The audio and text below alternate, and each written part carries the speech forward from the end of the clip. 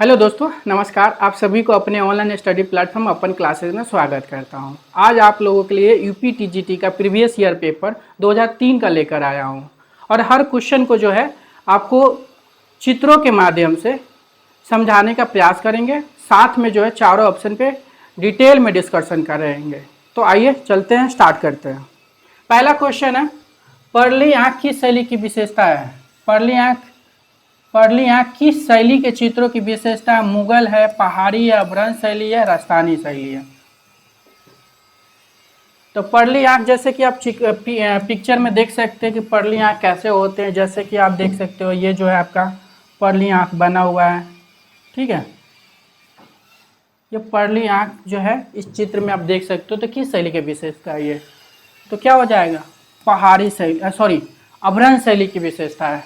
अभ्रंश शैली की हम बात करते हैं, अभ्रंश शैली कहाँ चली थी? तो गुजरात में चली थी, गुजरात और राजस्थान वाले पार्ट में चली थी। अभ्रंश शैली के टाइमिंग की अगर हम बात करते हैं तो अभ्रंश शैली की टाइमिंग जो है आपके 1100 से 1500 ईस्वी तक चली थी। कहाँ चली थी? तो गुजरात राजस्थान में। मुख्य रूप से कहाँ चली थी? गुजरात में। राजस्थान और गुजरात में मुख्य रूप से गुजरात हो जाएगा। राजस्थानी और मुगल जो है ये 1619वीं सदी में चली थी। राजस्थानी कब चली थी? तो 1619वीं सदी तक चली थी, राजस्थान में चली थी। ये राजस्थान में चली थी। मुगल भी आपके 1619वीं सदी तक चली थी। मुगल जो चली थी आपके दिल्ली और आगरा वाला मुख्य पार्ट में, मतलब दिल्ली और आगरा वाला पार्ट में चली थी।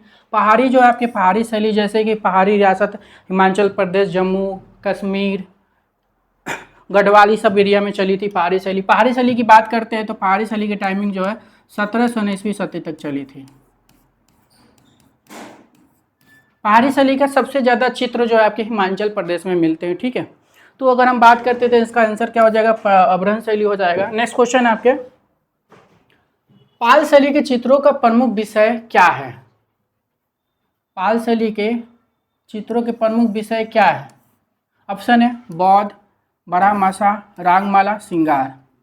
जैसे आप ये चित्र जो देख रहे हो पाल शैली का, इस शैली का जो बात कर रहे हैं, तो इसकी विषय क्या हो जाएगा? तो पाल शैली के चित्रों के विषय जो है सभी को पता है कि क्या हो जाएगा? बौद्ध चित्र। पाल शैली जो है, पाल शैली में ही सबसे पहले लघु चित्रण या पोथी चित्रण बनना शुरू हुआ था, ठीक है। अगर कब बनना शुरू हुआ था पाल शैली में चित्र की अगर हम बात करते हैं तो क्या हो जाएगा? 9 से 12वीं सदी में बनी थी। पाल शैली का मुख्य केंद्र तो बंगाल है, लेकिन उस मुख्य केंद्र जो है कहाँ पे आपके? बंगाल है, लेकिन इसके उप केंद्र जो है बिहार और नेपाल में भी है, ठीक है। लेकिन मुख्य केंद्र आप याद रखना, अगर ऑप्शन में मुख्य है तो मुख्य मारिए, नहीं है तो बिहार नेपाल भी हो जाएगा। और तीनों ऑप्शन में और उनमें से सभी ऑप्शन है तो सभी हो जाएगा, ठीक है। नेक्स्ट क्वेश्चन आपके, षडंग किससे संबंधित है? षडंग किससे संबंधित है? चित्रकला से, मूर्तिकला से, वस्त्र से, स्थापत्य कला से। षडंग किससे संबंधित है? तो षडंग जो चित्र जो है किससे संबंधित है? तो आपकी चित्रकला से संबंधित है। नेक्स्ट क्वेश्चन आपके, रस सिद्धांत का प्रतिपादक किसने किया था? अभिनव गुप्त ने, आनंदवर्धन ने, सारंगदेव ने, श्री शंकुक ने। तो रस सिद्धांत का प्रतिपादक किसने किया था? जैसे आप पिक्चर में ही देख सकते हो, ठीक है। ये रस सिद्धांत का प्रतिपादक किसने किया था? आप देख सकते हो कि पिक्चर में कौन है, इनका नाम भी यहाँ पे लिखा हुआ है, तो इजिली आप लोग बता भी सकते हो कि क्या हो जाएगा यहाँ पे, ठीक है। तो क्या हो जाएगा? रस सिद्धांत का प्रतिपादक किसने किया था? अभिनव गुप्त ने। तो आप अभिनव गुप्त को पिक्चर में आप देख सकते हो, ठीक है। नेक्स्ट क्वेश्चन है, विष्णुधर्म उत्तर पुराण किससे संबंधित है? विष्णुधर्म उत्तर पुराण किससे संबंधित है? चित्रकला से, मूर्तिकला के, नाटक, चित्रकला, मूर्तिकला से। तो विष्णुधर्म उत्तर पुराण किससे संबंधित है?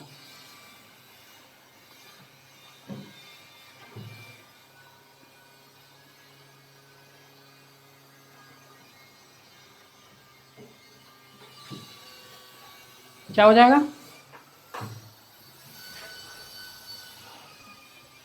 विष्णुधर्म उत्तर पुराण आपका चित्रकला से संबंधित है। विष्णुधर्म उत्तर पुराण कब लिखी गई थी?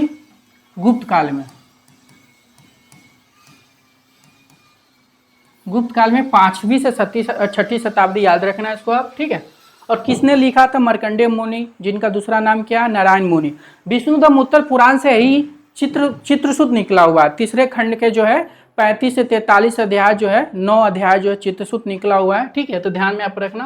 नेक्स्ट क्वेश्चन है, एक सफल शैक्षणिक पाठ्यक्रम में किसका महत्व है? ऑप्शन है कला, साहित्य, कलाकार, कला साहित्य। तो एक सफल शैक्षणिक पाठ्यक्रम में किसका महत्व है?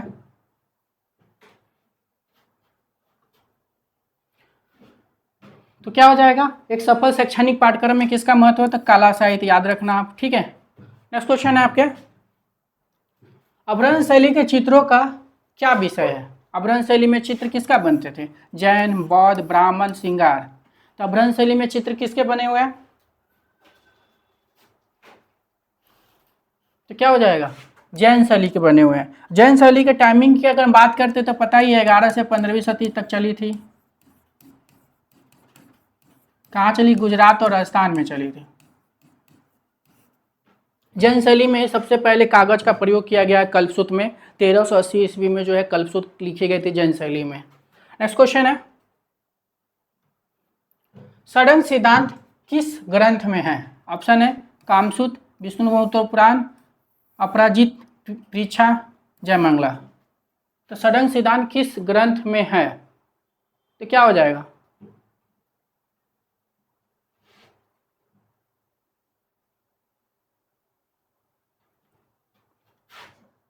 तो षड्ंग सिद्धांत जो है आपके किससे मिले हैं?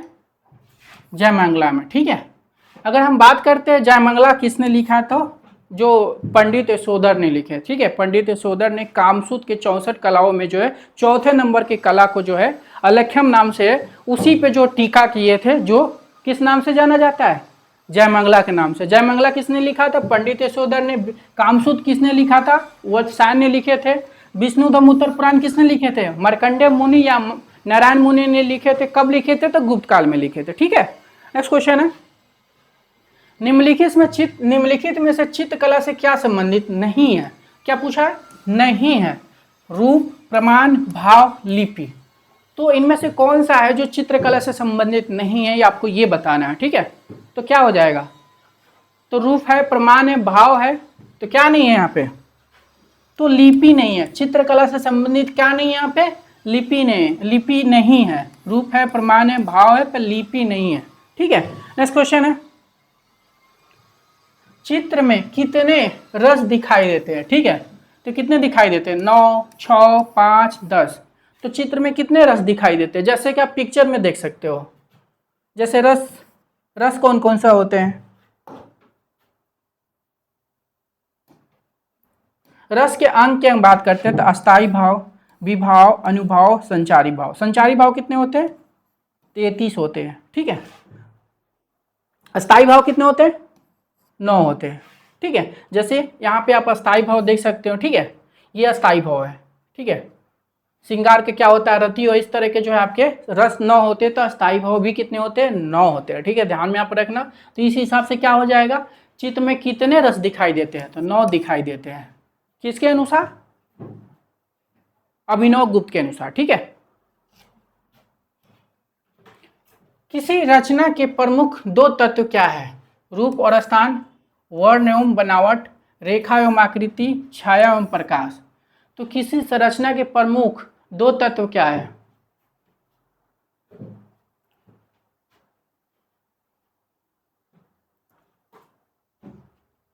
तो किसी संरचना के प्रमुख 2 तत्व क्या हो जाएगा? रूप और स्थान। ठीक है, तो क्या हो जाएगा?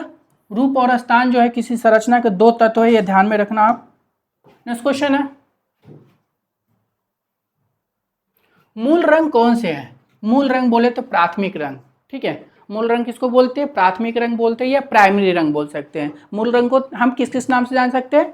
मूल रंग, प्राथमिक रंग या प्राइमरी रंग के नाम से जान सकते हैं। 3 नामों से क्वेश्चन आ सकते हैं कि आपके मूल रंग क्या है, कितने होते हैं? 3। प्राइमरी रंग कितने होते हैं? 3। ठीक है, और प्राथमिक रंग होते हैं 3। नाम अलग अलग है। ठीक है, तो क्या हो जाए? मूल रंग पूछे या प्राथमिक रंग पूछे या प्राइमरी रंग पूछे, तो क्या हो जाएगा? 3 हो जाएंगे। तो कौन सा होगा? पीला, लाल, नीला, यानी पहला ऑप्शन आपका हो जाएगा। ठीक है, जैसे आप पिक्चर में देख सकते हो मूल रंग कौन सा है। ठीक है, ये प्राइमरी बोले तो पीला रंग जो है क्या है? आपके प्राथमिक रंग है या मूल रंग है। ठीक है। ये रेड जो है आपकी प्राइमरी रंग, देखिए यहाँ पे लिखा हुआ है रेड के साथ प्राइमरी, ब्लू के साथ लिखा है प्राइमरी, ठीक है। तो तीन कलर जो प्राइमरी कलर है, जो ऐसे कलर होते हैं जो अन्य कलर किसी अन्य कलर से मिलकर ना बने, उसे क्या बोलते हैं? प्राथमिक रंग बोलते हैं। तो ये तीन कलर जो है किसी दूसरे रंग से नहीं मिलते। अब जैसे सेकेंडरी रंग की हम बात करते हैं, तो सेकेंडरी रंग क्या हो जाएगा? आपके लाल और येलो को मिला देंगे तो ऑरेंज बन जाएगा, बोले तो नारंगी, ठीक है। उसी तरह जो है रेड और ब्लू को मिलाएंगे तो क्या हो जाएगा? सेकेंडरी, मतलब ये आपके बैगनी बन जाएंगे। और ये येलो और ब्लू को मिलाएंगे तो ग्रीन बन जाएंगे। तो सेकेंडरी रंग बोले तो द्वितीय कलर हो जाएगा। तो प्राथमिक और द्वितीय कलर आप समझ गए, ठीक है। ये जैसे कि आप समझ लो, ये आपके जो ग्रीन कलर से कर रहे हैं ये क्या है? आपके द्वितीय कलर है, ठीक है। रेड से जो किए हैं वो क्या है? प्राइमरी कलर, प्राथमिक रंग या मूल रंग, ठीक है। नेक्स्ट क्वेश्चन है, आरंभिक ग्रंथ चित्र किस पर बने हैं? आरंभिक ग्रंथ जो किस पे चित्र जो बनते थे, किस पे बनते थे? तो क्या हो जाएगा आपका? ताड़पत्र, कागज, चर्म या चमड़ा, वस्त्र। तो आरंभिक ग्रंथ चित्र, मतलब आरंभिक ग्रंथ चित्र किस पे बनते थे? सबसे पहले आरंभिक ग्रंथ जो है आपके पाल शैली में बनना शुरू हुए थे। जो चित्र, आरंभिक ग्रंथ चित्र किस पे सबसे पहले बने? तो पाल शैली में स्टार्टिंग हुआ था, प्रारंभिक बोल सकते। तो आरंभिक ग्रंथ चित्र किस पे बनते थे?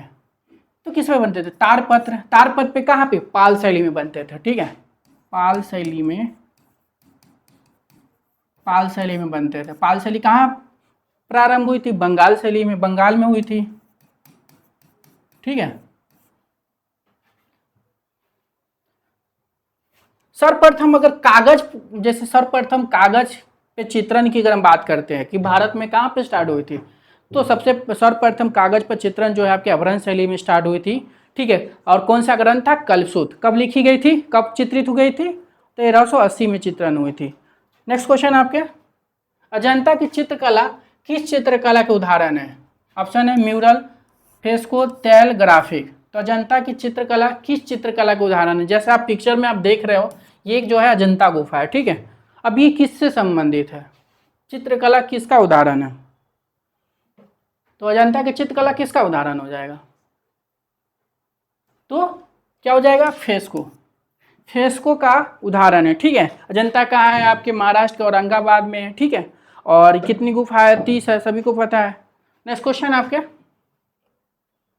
बादामी किस प्रदेश में है?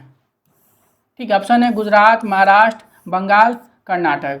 ये जो गुफा आप देख रहे हो, ठीक है, ये कौन सी गुफा है? बादामी गुफा। ये कौन सी गुफा है? ये बादामी गुफा है, ठीक है। ये गुफा है कहाँ? तो कर्नाटक के बीजापुर में, ठीक है। तो क्या हो जाएगा ऑप्शन में? कर्नाटक के बीजापुर। अगर बीजापुर है तो बीजापुर मारेंगे, बीजापुर नहीं है तो कर्नाटक मारेंगे। तो क्या हो जाएगा? कर्नाटक के बीजापुर में है। किसने बनवाया था? चालुक्य वंश के राजा ने बनवाया था, ठीक है। कब बनी थी ये बादामी गुफा? तो कब बनी थी? क्या हो जाएगा? 6ठी शती ईस्वी में बनी थी। कितनी गुफा है? तो टोटल 4 गुफा है इसमें, ठीक है। इसमें टोटल कितनी गुफा है? 4 गुफा है। किन किन धर्मों से संबंधित है? ब्राह्मण और जैन। ब्राह्मण में जैसे शैव धर्म से संबंधित जो है गुफा संख्या 1 जो है शिव को समर्पित है। गुफा संख्या 2 और 3 जो विष्णु को समर्पित है। 2 जो है सबसे 2 और 3 विष्णु को समर्पित है, और 4 जो है क्या है? जैन को समर्पित है। यह भी ध्यान में आपको रखना, गुफा संख्या 4 जो बादामी का, वो किसको समर्पित है? जैन धर्म को समर्पित है। नेक्स्ट क्वेश्चन है, रजनमा के चित्र किससे संबंधित है? रजनमा के चित्र जो है किससे संबंधित है? रामायण से, महाभारत से, मेघदूत से, गीत गोविंद से। तो क्या हो जाएगा? रजनमा के चित्र किससे संबंधित है? महाभारत से, ठीक है। किससे संबंधित है? महाभारत से। रजनमा ग्रंथ किस काल में लिखी गई थी? मुगल काल में लिखी गई थी। रजनमा जो ग्रंथ का चित्रण जो हुई थी किस काल में हुई थी? मुगल काल में हुई थी। किसके समय में हुई थी? अकबर के समय में। और किस भाषा में हुई थी? महाभारत का अनुवाद जो किस भाषा में हुई थी? फारसी में हुई थी, ठीक है। रजनमा किस भाषा में अनुवाद हुई थी? फारसी में हुई थी। नेक्स्ट क्वेश्चन है, मुगल चित्रों में सर्वश्रेष्ठ छवि किसके समय की है? सर्वश्रेष्ठ छवि की बात करते हैं तो क्या हो जाएगा ऑप्शन? अकबर, शाहजहां, औरंगजेब, जहांगीर। तो मुगल चित्रों में सबसे सभी किसके समय के हैं, समय की है, तो क्या हो जाएगा, जैसे पिक्चर में आप देख सकते हो, पिक्चर तो देख के याद आ ही गया होगा आपको ऑप्शन की कौन है ये, ठीक है। तो कौन है, जहांगीर, ठीक है। तो क्या हो जाएगा, सर्वश्रेष्ठ सभी के जब भी बात आएगी कि मुगल काल में सबसे सर्वश्रेष्ठ सभी किसके समय बनी थी, जहांगीर के समय बनी थी। जहांगीर गद्दी पर कब बैठे थे, ठीक है, तो कब बैठे थे, 1605 में बैठे थे, ठीक है, और 1627 में इनकी मृत्यु हो जाती है, ठीक है। नेक्स्ट क्वेश्चन है आपके, मुगल काल के श्रेष्ठ पशु पक्षी चित्र किसके काल में बने। तो मुगल काल के सर्वश्रेष्ठ की बात करते हैं, सर्वश्रेष्ठ पशु पक्षी चित्र किसके काल में बने थे। ऑप्शन है अकबर, औरंगजेब, जहांगीर, शाहजहां। जैसे कि आप पिक्चर में देख सकते हो कि जहांगीर गोला लेके बैठे हुए हैं, ठीक है। तो यहाँ पे पिक्चर से भी आप पहचान जा रहे हो कि ऑप्शन किस मतलब कौन हो जाएंगे, तो कौन हो जाएंगे, सर्वश्रेष्ठ की जब भी बात आए, कभी भी चित्रकला के बाद मुगल काल में जब भी सर्वश्रेष्ठ की बात आएगी तो क्या हो जाएगा, जहांगीर के शासनकाल में। तो ध्यान में आप रखना कि क्या बोला है, श्रेष्ठ पशु पक्षी चित्र किसके समय बने, जहांगीर। कौन बनाता था, मंसूर बनाते थे, ठीक है। नेक्स्ट क्वेश्चन है, मुगल चित्रकला में हिंदू विषयों का पोषक कौन था, ठीक है।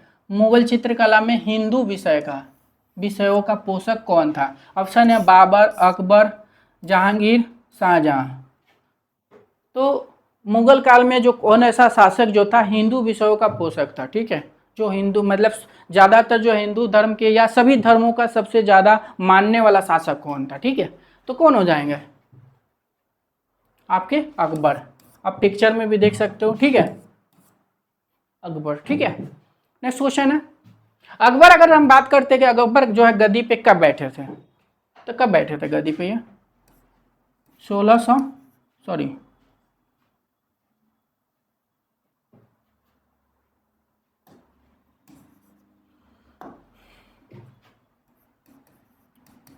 1556 से 1605 तक गद्दी पे बैठे थे, ठीक है, अकबर। तो ये ध्यान में रखना कि अकबर गद्दी पे कब बैठे थे, 1556 से 1605 तक गद्दी पे बैठे थे। नेक्स्ट क्वेश्चन है आपके, मुगल सुंदरी के चित्र किसके समय में बने, ठीक है।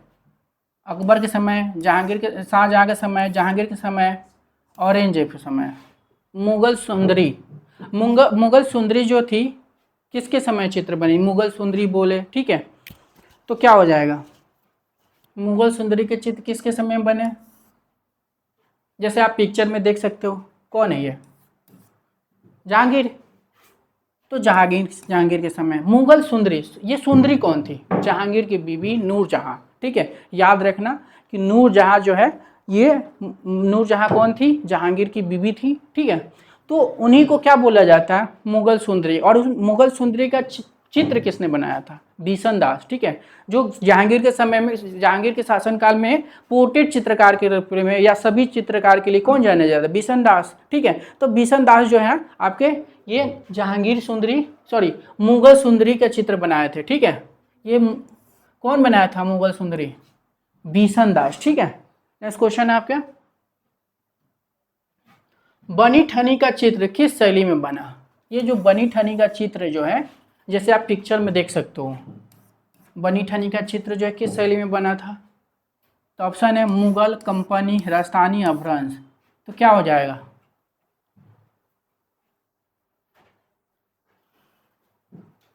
अब जैसे हम बात करते हैं कि बनी ठनी चित्र की, तो राजस्थानी शैली हो जाएगा। राजस्थानी शैली में किशनगढ़ शैली, ठीक है।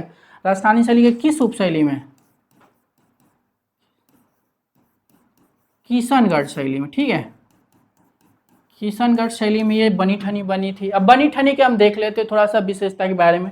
क्या है, धनुषाकार आंखें बनी है इसमें, खंजनाकार नेत्र बनी है यहाँ पे, ठीक है। खंजनाकार पक्षी के तरह जो है यहाँ पे इनके नेत्र बनी है, ठीक है। अगर हम बात करते हैं तो अपने दाहिने हाथ से क्या किए हैं, ये घूंघट पकड़ी हुई है, ठीक है। विशेषता आप ध्यान में रखना, किस हाथ से घूंघट पकड़ी हुई है, दाहिने हाथ से, ठीक है। बाएं हाथ से क्या पकड़ी हुई है, कमल का फूल पकड़ी हुई है, ये भी ध्यान में आपको रखना है, ठीक है। क्वेश्चन बन सकता है कि जो बनी ठनी मोनालिसा है जो किस कलर का या कौन सा फूल पकड़ी हुई है, ध्यान में रखना है, ठीक है। किस हाथ से घूंघट पकड़ी हुई है, भी ध्यान में रखना है, ठीक है। नेक्स्ट क्वेश्चन आपके, शिकार के चित्र किस शैली में सबसे अधिक बने हैं, पहाड़ी, मुगल, कंपनी, बूंदी। तो शिकार के चित्र किस शैली में सबसे अधिक बने हैं, किस शैली में सबसे अधिक बने हैं, ठीक है। तो क्या हो जाएगा, शिकार के चित्र अगर हम बात करते हैं तो क्या हो जाएगा,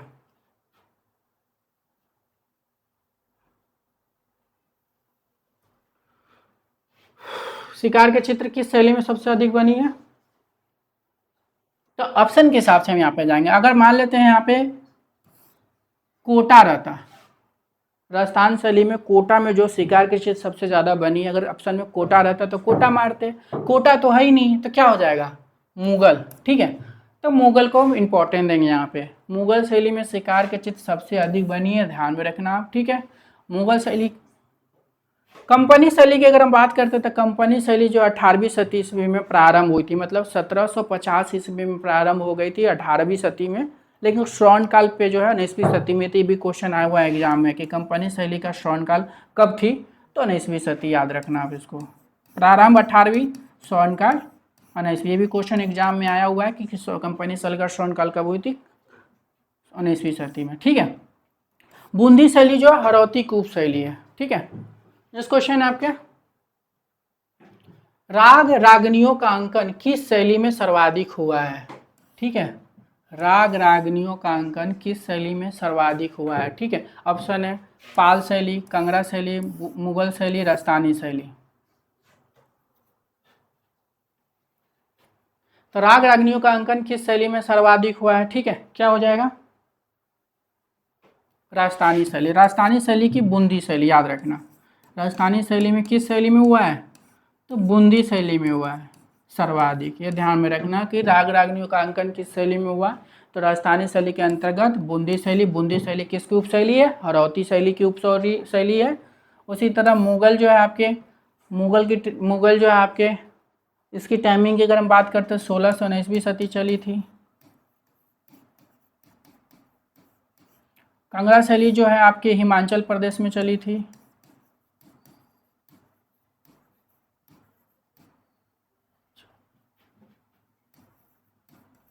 हिमाचल प्रदेश में चली थी। पाल शैली जो आपके बंगाल में चली थी, बंगाल, बिहार, नेपाल में चली थी, मुख्य रूप से बंगाल में चली थी। नेक्स्ट क्वेश्चन है आपके, नारी अंकन का सुंदर चित्रण किस शैली में हुआ है, पहाड़ी में, राजस्थानी में, जैन में, मुगल में। तो नारी अंकन का सुंदर चित्रण की अगर हम बात करते हैं तो किस शैली में हुआ है, क्या हो जाएगा,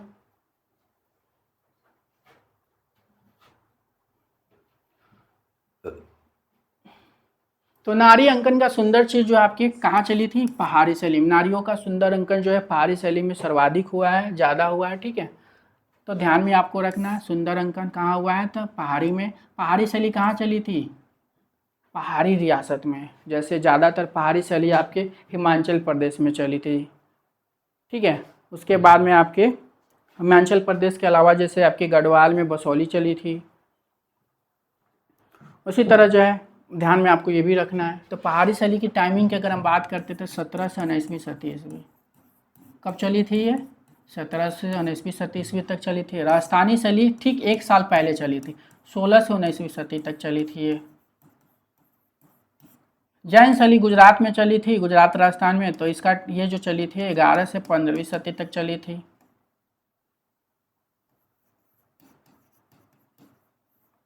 मुगल शैली भी 16 से 19वीं सदी तक चली थी, ठीक है। टाइम भी एग्जाम में पूछ देता है, इसलिए टाइम तो बहुत इंपॉर्टेंट है। नेक्स्ट क्वेश्चन है, बारहमासा के चित्र किससे संबंधित है, ऋतु से, संगीत से, पशु पक्षी से, प्राकृतिक से। बारहमासा, ठीक है, तो बारहमासा का चित्र किससे संबंधित है,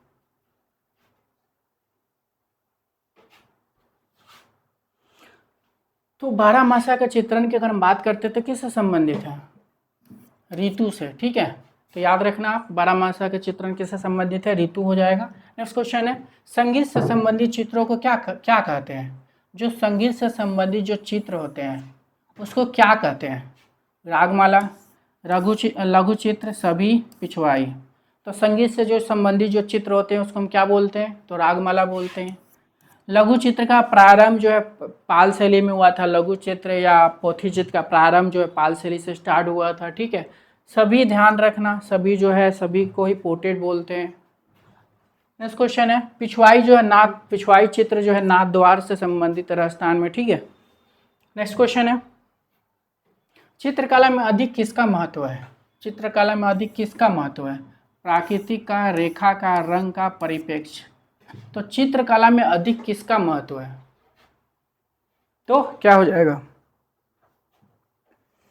चित्रकला में अधिक किसका महत्व है? तो सबको पता है चित्रकला में सबसे ज़्यादा महत्व किसका हो जाएगा? रंग का हो जाएगा। तो रंग हो जाएगा। पहाड़ी चित्रों में किन रंगों का प्रयोग किया गया है? पहाड़ी चित्रों में किन रंगों का प्रयोग किया गया? ठीक है, ऑप्शन है गहरे, हल्के, काले, सफ़ेद। तो पहाड़ी चित्रों में किन रंगों का प्रयोग करते थे? ठीक है, तो क्या हो जाएगा? गहरे, ऑप्शन हो जाएगा गहरे, चमकीले। ठीक है, डार्क, ज़्यादातर ध्यान में रखना, गहरे हो जाए, डार्क हो जाए, चमकीले हो जाए। ठीक है, तो गहरे रंग हो जाएगा ऑप्शन के हिसाब से। नेक्स्ट क्वेश्चन है, गीत गोविंद के चित्र किस शैली में बने? गीत गोविंद के चित्र किस शैली में बने? ऑप्शन है मुगल, कंगरा, बूंदी, बसौली। तो गीत गोविंद के चित्र किस शैली में बने? तो क्या हो जाएगा?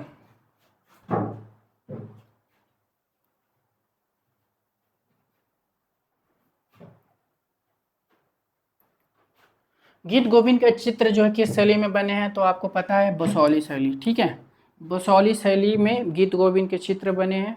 ठीक है, गीत गोविंद के चित्र किसने बनाया था बसौली शैली में? मनकू। ठीक है, ये जो चित्र कौन बनाया था? मनकू। ठीक है, मनकू ने बनाया है। मनकू क्या थी? महिला कलाकार थी।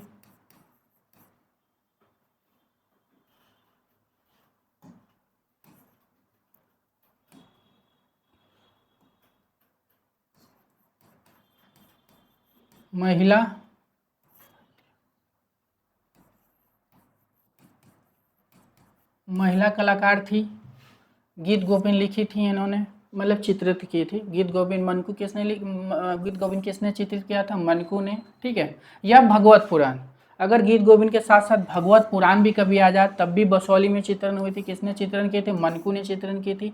बसौली शैली का प्रारंभ कहाँ हुआ था? भी क्वेश्चन एग्जाम में आया हुआ कि बसौली शैली का प्रारंभ कहाँ हुआ था। ठीक है, तो जम्मू। ठीक है, बसौली शैली कभी कहाँ पे आया? जम्मू। जम्मू शैली में इसका प्रारंभ हुआ था। बूंदी राजस्थान की हरौती शैली के अंतर्गत आती है। ठीक है, कंगरा शैली का प्रारंभ जो हिमाचल प्रदेश में हुआ था। ये भी क्वेश्चन है, कंगरा शैली का प्रारंभ कहाँ हुआ था? हिमाचल प्रदेश में हुआ था। हिमाचल प्रदेश हो जाएगा। ठीक है, मुगल तो पता ही है आपको। नेक्स्ट क्वेश्चन है, प्राकृतिक चित्रण को किस शैली के चित्रों में महत्व मिला? ठीक है, प्राकृतिक चित्रण को किस शैली के चित्रों में महत्व मिला? ऑप्शन है पहाड़ी, राजस्थानी, मुगल, आधुनिक। तो प्राकृतिक चित्रण को किस शैली में महत्व मिला? तो क्या हो जाएगा? तो किस शैली में महत्व मिलेगा? प्राकृतिक चित्रण का किस शैली में महत्व मिला? मुगल शैली में। मुगल शैली में इसका महत्व मिला, ये भी ध्यान आपको रखना है। ठीक है, राजस्थानी और मुगल जो है कब स्टार्ट हुआ था? 16 सदी में स्टार्ट हुई थी, 19वीं सदी तक चली थी ये। ठीक है, टाइम इंपॉर्टेंट इसलिए टाइम लिखवा दे रहे हैं। पहाड़ी शैली ठीक 1 साल बाद चली थी, 17वीं सदी से 19वीं सदी ईस्वी तक चली थी। ठीक है, आधुनिक जो है 18वीं सदी से स्टार्ट होती है, वर्तमान तक चल रही है। नेक्स्ट क्वेश्चन है, हमजानामा के चित्र किसके समय में बने? हमजानामा के चित्र किसके समय में बने? शाहजहां, जहांगीर, अकबर, औरंगजेब। तो हमजानामा के चित्र किसके समय में बने? ठीक है, क्या हो जाएगा? हमजानामा को क्या बोलते हैं? अमीर हमजा भी बोलते हैं उसको। ठीक है, या दस्ताने अमीर हमजा भी बोलते हैं। ठीक है, हमजानामा को दस्ताने अमीर हमजा बोलते हैं। या हमजानामा किस पे चित्रित हुई थी? ये कपड़ा पे चित्रित हुई थी। हमजामा में टोटल कितने चित्र हैं? 2400। 1000 जो है आपके हुमायूं के समय चित्रित हुई थी, 1400 जो है अकबर के समय में, जैसे कि इन 1400 चित्र जो है हमजानामा के अकबर ने चित्रण करवाया था। ठीक है, तो आप पिक्चर में देख सकते हो कि ये क्या हो जाएगा, हमजानामा का चित्रण किसके समय में बने, तो अब अकबर हो जाएंगे। अकबर की हम बात करें तो अकबर आप पिक्चर में देख रहे हो। ठीक है, हमजानामा का ग्रंथ का चित्रण है, एक चित्रण है। हमजानामे में टोटल 1400 चित्र है, 1400 चित्र में एक चित्र हमजानामा का आप देख सकते हो पिक्चर में। ठीक है, अकबर का जो टाइम की अगर बात करते हैं, गद्दी पे अकबर कब बैठे थे? 1556 में गद्दी पे बैठे थे ये, 1605 तक गद्दी पे बैठे थे ये। ठीक है, 1605 में इनकी मृत्यु हो जाती है तो गद्दी छोड़ना पड़ता है, इनके बेटे इसके बाद बैठते हैं, जहांगीर। नेक्स्ट क्वेश्चन है, सभी चित्रों को किसके समय महत्व मिला? सभी चित्र को किसके समय महत्व मिला? ठीक है, महत्व की बात हो रही है। सभी चित्रों को किसके समय महत्व मिली? ऑप्शन है जहांगीर, अकबर, शाहजहां, औरंगजेब। ठीक है, महत्व की बात पूछा है, अगर सर्वश्रेष्ठ पूछता तो आंसर बदल जाता। तो यहाँ पे महत्व की पूछा है तो क्या हो जाएंगे? अकबर। पिक्चर में आप देख रहे हो क्या हो जाएगा? अकबर हो जाएगा। सभी चित्रों को किसके समय महत्व मिला? अकबर। अगर यहाँ पे सर्वश्रेष्ठ रहता तो जहांगीर हो जाता। ठीक है, अगर सभी चित्रों को सर्वश्रेष्ठ किसके समय में चित्रण हुआ तो क्या हो जाएगा? जहांगीर। नेक्स्ट क्वेश्चन है, अकबरकालीन चित्रों की क्या विशेषता थी? दरबारी चित्र, पशु पक्षी के चित्र, नायक नायिका के चित्र, प्राकृतिक चित्र। अकबरकालीन चित्रों की क्या विशेषता थी? जैसे कि आप पिक्चर में आप देख रहे हो अकबर को। ठीक है, तो इनकी क्या विशेषता थी इनके समय के चित्रों की? तो अकबरकालीन चित्रों की क्या विशेषता थी? दरबारी चित्रण। ठीक है, क्या हो जाएगा आंसर? दरबारी चित्रण। अकबरकालीन चित्रों की क्या विशेषता थी? तो दरबारी चित्रण हो जाएगा। नेक्स्ट क्वेश्चन है, मुगल चित्रकार का क्या नाम था? ठीक है, मुगल चित्रकार का क्या नाम था? ऑप्शन है बसावन, मोलाराम, राजा रवि वर्मा, अमृता शेरगिल। ठीक है, तो मुगल चित्रकार की बात हो रही है तो मुगल चित्रकार क्या हो जाएंगे? तो मुगल चित्रकार कौन हो जाएंगे? बसावन। बसावन जो है ना देवी देवताओं के चित्रण करने के लिए फेमस है। ठीक है, कार्टून चित्र भी बनाते हैं इन्होंने। और किसके समय के आर्टिस्ट थे ये? अकबर। अकबर के समय के ये चित्रकार थे। मोलाराम जो है आपके गढ़वाल से लिखे हैं। राजा रवि वर्मा जो है इनका जन्म 1848 में हुआ था और मृत्यु 1906 में हुआ था। तो जन्म भी इनका इंपॉर्टेंट है। राजा रवि वर्मा पूछ देता है जन्म कब हुआ था? 1838 में। क्वेश्चन आ जाएगा राजा रवि वर्मा का मृत्यु कब हुआ था? तो 1906 में। ठीक है, जन्म कहाँ हुआ था? तो केरल में हुआ था, केरल हो जाएगा। अमृता शेरगिल की भी बात उसी तरह आती क्योंकि लोग फेमस आर्टिस्ट हैं, इनका जन्म भी पूछा गया है, मृत्यु भी पूछा गया है, इसलिए इंपॉर्टेंट है। तो इनका जन्म 1913 में हुआ था। कहाँ हुआ था? बुडापेस्ट हंगरी में हुआ था। मृत्यु 1941 में हुआ था। कहाँ हुआ था? लाहौर में हुआ था अमृता शेरगिल की मृत्यु। ठीक है, ध्यान में आप रखना। नेक्स्ट क्वेश्चन है, किसके दरबार में अबुल हसन ने ईसाई विषयों पर चित्र बनाए? अबुल हसन ने ईसाई विषयों पर चित्र बनाए किसके दरबार में? ऑप्शन है जहांगीर, अकबर, औरंगजेब, हुमायूं। तो किसके दरबार में अबुल हसन ने ईसाई विषयों पर चित्र बनवाए? तो किसके दरबार में बनाए थे? तो क्या हो जाएगा? अबुल हसन की बात हो रही है। अबुल हसन किसके समय के चित्र है? जहांगीर के समय। अबुल फजल अगर आता है तो वो लेखक थे, वो अकबर के समय के लेखक थे, जो अकबरनामा ने लिखा था। ठीक है, तो यहाँ पे अबुल क्या बोला? अबुल हसन की बात हो रही है। तो अबुल हसन जो है ईसाई विषयों पर चित्रण के लिए किसके समय के फेमस है? जहांगीर के समय। ठीक है, जहांगीर की अगर हम बात करते हैं तो जहांगीर गद्दी पे कब बैठे थे? जब अकबर की मृत्यु 1605 में हुई थी गद्दी पे, तो 1605 में जहांगीर गद्दी पे बैठते हैं, 1627 तक ये रहते हैं। ठीक है, दमा के पेशेंट थे जहांगीर। ठीक है, तो इनकी मृत्यु जो है दमा के पेशेंट के होने की वजह से इनकी मृत्यु जल्दी हो जाती है, तो 1627 में मृत्यु हो जाती है। ठीक है, और ये आप पिक्चर में क्या देख सकते हो? जहांगीर को। ठीक है, और ये जो आप देख रहे हो ना पिक्चर में, ये आभा मंडल। ठीक है, आभा मंडल जो है चित्र में जो है सबसे पहले जो है जहांगीर ने ही शुरू करवाया था। ठीक है, तो ये भी ध्यान में रखना मुगल काल में किस शासक ने आभा मंडल की शुरुआत किया था? तो क्या हो जाएगा? जहांगीर ने, जैसे कि आप इनके चित्रों के पीछे देख सकते हो। भारतीय कला में पुनरुत्थान किससे आरंभ होता है? भारतीय कला में पुनरुत्थान किससे आरंभ होता है? पटना स्कूल से, बिहार स्कूल से, बंगाल स्कूल से, ईस्टर्न स्कूल से। तो क्या हो जाएगा? पुनरुत्थान की बात हो रही है। पुनरुत्थान पूछे या पुनर्जागरण पूछे तो किस काल से, मतलब किस शैली से संबंध है? तो क्या हो जाएगा? बंगाल स्कूल से। बंगाल स्कूल से जो है पुनरुत्थान स्कूल स्टार्ट हो जाती है भारत में। और हम पश्चात में बात करें तो क्या हो जाएगा? इटली से। नेक्स्ट क्वेश्चन है, सबसे अधिक कृष्ण लीला के चित्र किस शैली में बने हैं? सबसे अधिक चित्र, सबसे अधिक कृष्ण लीला के चित्र किस शैली में बने? मुगल में बने, पहाड़ी में बने, राजस्थानी में बने, अभ्रंश शैली में बने। तो सबसे अधिक कृष्ण लीला के चित्र किस शैली में बने थे? तो क्या हो जाएगा?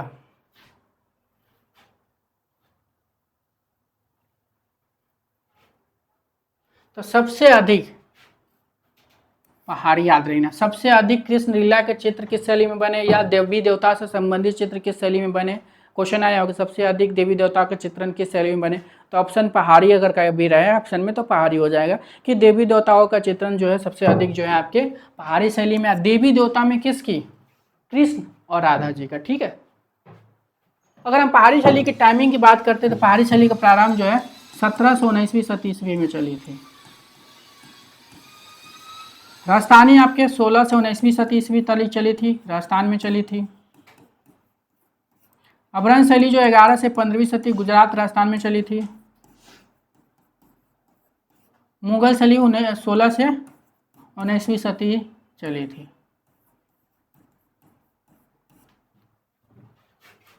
नेक्स्ट क्वेश्चन है, संसार चंद के चित्र किस शैली में बने? मुगल में, राजस्थानी में, पहाड़ी में, कंपनी में।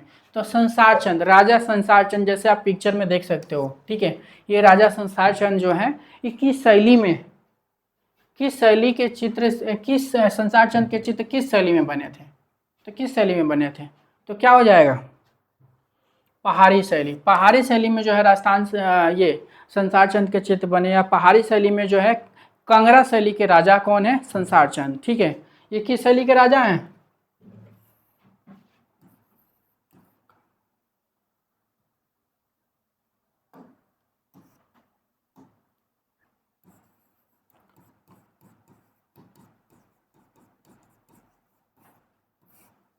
ये संसार चंद किस शैली के राजा है? कांगड़ा शैली के राजा हैं। तो इसी तरह यहाँ पे बोला क्या? संसार चंद किस शैली के, शैली में संसार चंद के चित्र किस शैली में बने? तो पहाड़ी शैली। पहाड़ी शैली में कहाँ पे? कांगड़ा शैली। ये ध्यान रखना आप। ठीक है, ये क्वेश्चन बहुत इंपॉर्टेंट है। किस शैली में? पहाड़ी शैली के अंतर्गत किस शैली में बने? कांगड़ा शैली में। संसार चंद का पिक्चर देख सकते हो। पहाड़ी शैली कब चली थी? तो 17 से 19वीं सदी ईस्वी। राजस्थानी और मुगल आपको पता है 16 से 19वीं सदी। कंपनी शैली जो है 18वीं सदी में क्या हुआ था? प्रारंभ हुआ था। स्वर्णकाल जो है 19वीं सदी। नेक्स्ट क्वेश्चन है आपके, न्यू बंगाल स्कूल की स्थापना किसने की थी? रविन्द्रनाथ टैगोर, अवनीनाथ टैगोर, गगननाथ टैगोर, नंदलाल बोस। तो न्यू बंगाल मतलब नया बंगाल की बात हो रही है। ठीक है, न्यू बंगाल की स्थापना किसने की थी? कौन हो जाएगा? जैसे आप पिक्चर में देख सकते हो, पिक्चर से आपको शायद याद आ जाए कि कौन है ये। न्यू बंगाल किसने स्टार्ट किया था? नंदलाल बोस ने। ठीक है, क्या हो जाएंगे यहाँ पे? नंदलाल बोस हो जाएंगे। नंदलाल बोस का जन्म जो है कहाँ हुआ था? 1882 में जो है इनका जन्म हुआ था बिहार के मुंगेर के खड़गपुर गांव में हुआ था। तो 1882 में इनका जन्म हुआ था और कहाँ हुआ था? बिहार के मुंगेर के खड़गपुर में हुआ था। किस लिए फेमस है नंदलाल बोस? तो चित्रकार हैं, भित्ति चित्रकार हैं, ग्राफिक कलाकार के लिए भी जाने जाते हैं। मुख्य रूप से जो है चित्रकार के लिए जाने जाते हैं। इन्होंने सब विषय में काम किया था, टेम्परा में भी काम किया था इन्होंने। ठीक है, गगननाथ टैगोर जो है भारत में घनबादी चित्रण के लिए जाने जाते हैं। ठीक है, ये ऐसे कलाकार हैं जो बंगाल शैली में काम नहीं किए हैं। ठीक है, ये तो इनका जन्म की अगर हम बात करते हैं 1867 में हुआ था। ये अवनीनाथ टैगोर के भाई हैं। ठीक है, और इनका जन्म जोरासाको बंगाल में हुआ था। जोरासाको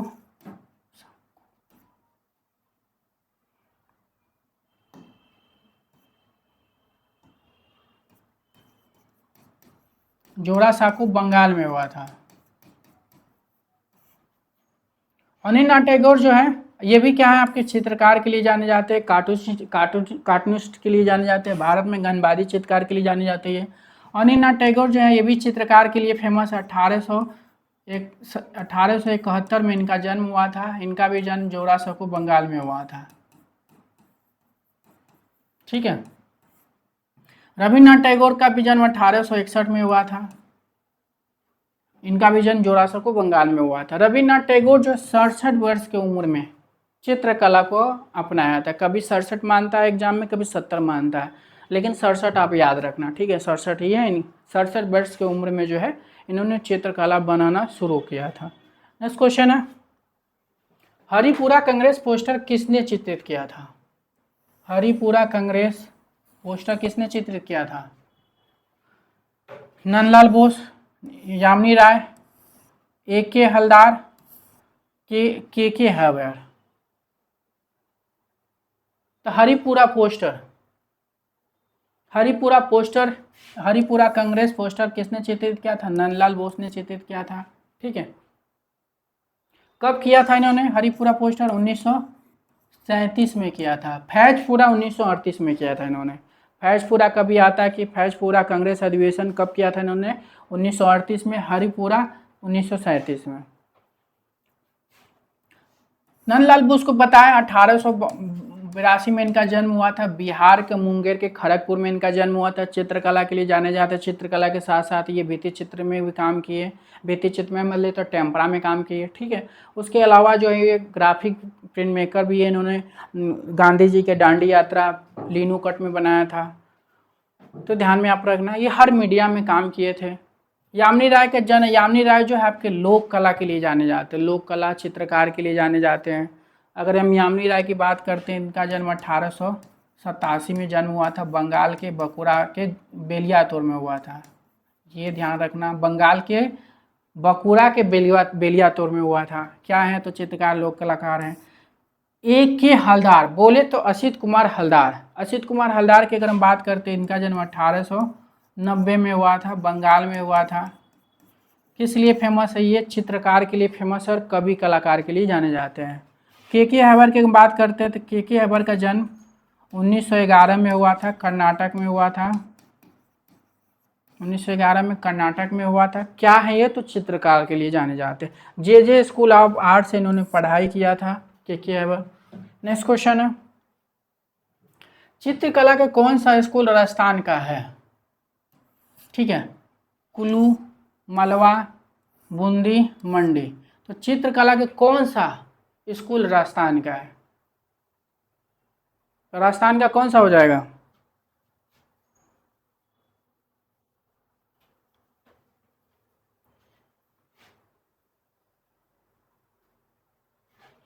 तो राजस्थान का कौन सा स्कूल है? कुल्लू तो आपके पहाड़ी का हो जाएगा। कुल्लू क्षेत्र किसके अंतर्गत आता है? पहाड़ी शैली में आता है। मालवा आपके मध्य प्रदेश में है। मंडी भी आपके मध्य प्रदेश में है। तो बचा बूंदी। बूंदी क्या हो जाएगा? राजस्थान में। ठीक है, बूंदी जो है आपके कहाँ के? राजस्थान के हैं। अब बूंदी जो किसकी उपशैली है? हरौती की उपशैली है। नेक्स्ट क्वेश्चन है आपके, भारतीय संविधान का मूल ग्रंथ किसने सज्जित किया? अनिल टैगोर, असित कुमार हलदार, क्षितिज मजूमदार, नंदलाल बोस। तो भारतीय संविधान का मूल ग्रंथ किसने सज्जित किया? जैसे आप पिक्चर में देख रहे हो, किसने किया था? पिक्चर से तो आपको याद आ ही गया, किसने किया था? नंदलाल बोस। नंदलाल बोस को पता ही है, जन्म 1882 में इनका जन्म हुआ था। कहाँ हुआ था? बिहार के मुंगेर के खड़गपुर में हुआ था। क्षितिज मजूमदार जो है आपके वास्तु चित्रकार के लिए जाते हैं। ठीक है, इनका जन्म 1891 में हुआ था। मुर्शिदाबाद बंगाल में हुआ था। मुर्शिदाबाद बंगाल में इनका जन्म हुआ था। असित कुमार हलदार का जन्म 1890 में हुआ था। बंगाल में हुआ था। किस लिए फेमस है? चित्रकार कवि के लिए, मुख्य रूप से चित्रकार के लिए। अनिल टैगोर का जन्म 1871 में हुआ था। जोरासांको बंगाल में हुआ था। ठीक है, तो संविधान के मूल ग्रंथ किसने सज्जित किया था? नंदलाल बोस हो जाएंगे। अमृता शेरगिल ने कहाँ शिक्षा पाई थी? शांति निकेतन में, पेरिस में, मुंबई में, जयपुर में। तो अमृता शेरगिल ने कहाँ शिक्षा पाई थी, तो क्या हो जाएगा, जैसे आप पिक्चर में अमृता शेरगिल को देख सकते हैं, तो इन्होंने शिक्षा कहाँ से लिया था, ठीक है, तो कहाँ से लिया था, क्या हो जाएगा, पेरिस से इन्होंने शिक्षा लिया था। अमृता शेरगिल का जन्म 1913 में हुआ था, मृत्यु जो है 1941 में हुआ था, ध्यान में रखना, मृत्यु 1941 लाहौर पाकिस्तान में हुआ था, जन्म बुडापेस्ट हंगरी में हुआ था 1913 में। नेक्स्ट क्वेश्चन है आपके, क्या है, तो चित्रकार के लिए जाने चाहते हैं। भारत में जो है इनकी विषय जो है ग्रामीण दृश्य है, मतलब गांव का, जैसे कि ग्राम्य चित्रण के लिए जानी जाती हैं, अब यह ध्यान रखना आप, ठीक है। भारत माता किसने चित्रित किया, भारत माता किसने चित्रित किया, रविन्द्रनाथ टैगोर ने, बेंद्रे ने, हुसैन ने, नंदलाल बोस ने। तो भारत माता जो है कई लोगों ने चित्रित किया, ठीक है। भारत माता आपके ऑप्शन में, तो ऑप्शन के हिसाब से आपको बताना है, ठीक है। जैसे आप पिक्चर में तो देख लिए, पिक्चर से आपको पता चल गया कि भारत माता किसने चित्रित किया, उसे आपको सोचना पड़ता, तो क्या हो जाएगा, हुसैन। भारत माता किसने चित्रित किया, हुसैन ने। जैसे पिक्चर पे ऑप्शन के हिसाब से हम जाते हैं तो हुसैन हो जाएंगे। कभी आपको ऑप्शन में आपको हुसैन भी रहते हैं, अवनींद्रनाथ टैगोर भी रहते हैं, तो हम ज़्यादा इंपॉर्टेंट किसको देते हैं, अवनींद्रनाथ टैगोर को देते हैं, भारत माता उनका ज़्यादा फेमस है, ठीक है। लेकिन नहीं है, इसलिए हुसैन। भारत माता आपके अमृता शेरगिल भी बनाई थी, असित कुमार हलदार भी बनाए हैं, कई लोगों ने बनाया। तो हमको क्या देखना, ऑप्शन के हिसाब से बनाना। तो ऑप्शन में ना यहाँ पे अमृता शेरगिल है, ना अवनींद्रनाथ टैगोर है, ठीक है, तो क्या है, हुसैन है, तो हुसैन हो जाएंगे। हुसैन का जन्म 1915 में हुआ था, कहाँ हुआ था, महाराष्ट्र के सोलापुर के पंढरपुर में हुआ था, ठीक है। कहाँ हुआ था, सोलापुर के पंढरपुर में हुआ था, ध्यान में रखने। क्या है ये, चित्रकार के लिए जाने जाते हैं। उसी तरह नंदलाल बोस का जन्म 1882 में हुआ था, बिहार के मुंगेर के खड़गपुर में हुआ था। बेंद्रे जो है भी चित्रकला के लिए जाने, केवल चित्रकार हैं बेंद्रे जी, ठीक है। इनका जन्म 1910 में हुआ था, इंदौर में हुआ था, इंदौर में हुआ था। एन.एस. बेंद्रे जो है चित्रकला जो शिक्षा जो लिए थे इंदौर कला विद्यालय से लिए थे, देवलालीकर के निर्देशन में लिए थे, लेकिन इन्होंने डिप्लोमा भी किया था जे स्कूल ऑफ आर्ट से। एन.एस. बेंद्रे डिप्लोमा कहाँ से किए थे, जे स्कूल ऑफ आर्ट से। और शिक्षण कार्य कहाँ किया था, बड़ोदरा से किया था, ये भी ध्यान आपको रखना, शिक्षण कार्य इन्होंने कहाँ किया था, बड़ोदरा से किया था। रविन्द्रनाथ टैगोर जो है इनका जन्म 1861 में हुआ था, कहाँ हुआ था, जोरासको बंगाल में हुआ था। और यहाँ पिक्चर में कौन है, एम.एफ. हुसैन। भारत माता किसने बनाया था, एम.एफ. हुसैन ने भी बनाया था। राजा रवि वर्मा कहाँ के हैं, राजा रवि वर्मा कहाँ के, बंगाल, मंसूर, चेन्नई, केरल। तो राजा रवि वर्मा कहाँ के हैं, सबको पता है, राजा रवि वर्मा केरल के हैं। इनका जन्म 1848 में हुआ था, मृत्यु 1906 में हुआ था, ठीक है। कहाँ हुआ था जन्म, केरल में हुआ था। क्या है, तो चित्रकार हैं। भारत में क्या लाए थे, तो ओलियोग्राफ लाए थे। कब लाए थे, 1894 में। कहाँ से आयात किए थे, तो जर्मनी से किए थे। कहाँ से ओलियोग्राफ लाए थे ये, तो जर्मनी से लिए। भी क्वेश्चन आता है, ये आप पिक्चर में देख रहे हैं कौन है, राजा रवि वर्मा। नेक्स्ट क्वेश्चन है, चित्रों में चटक रंगों का प्रयोग किसने किया, चित्रों में चटक रंग का प्रयोग किसने किया था, यामिनी राय, अमृता शेरगिल, के हैबर, नंदलाल बोस। तो क्या हो जाएगा,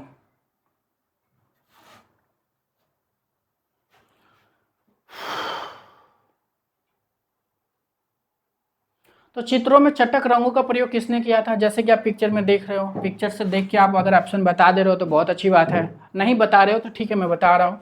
चित्रों में चटक रंगों का प्रयोग किसने किया था, यामिनी राय, ठीक है।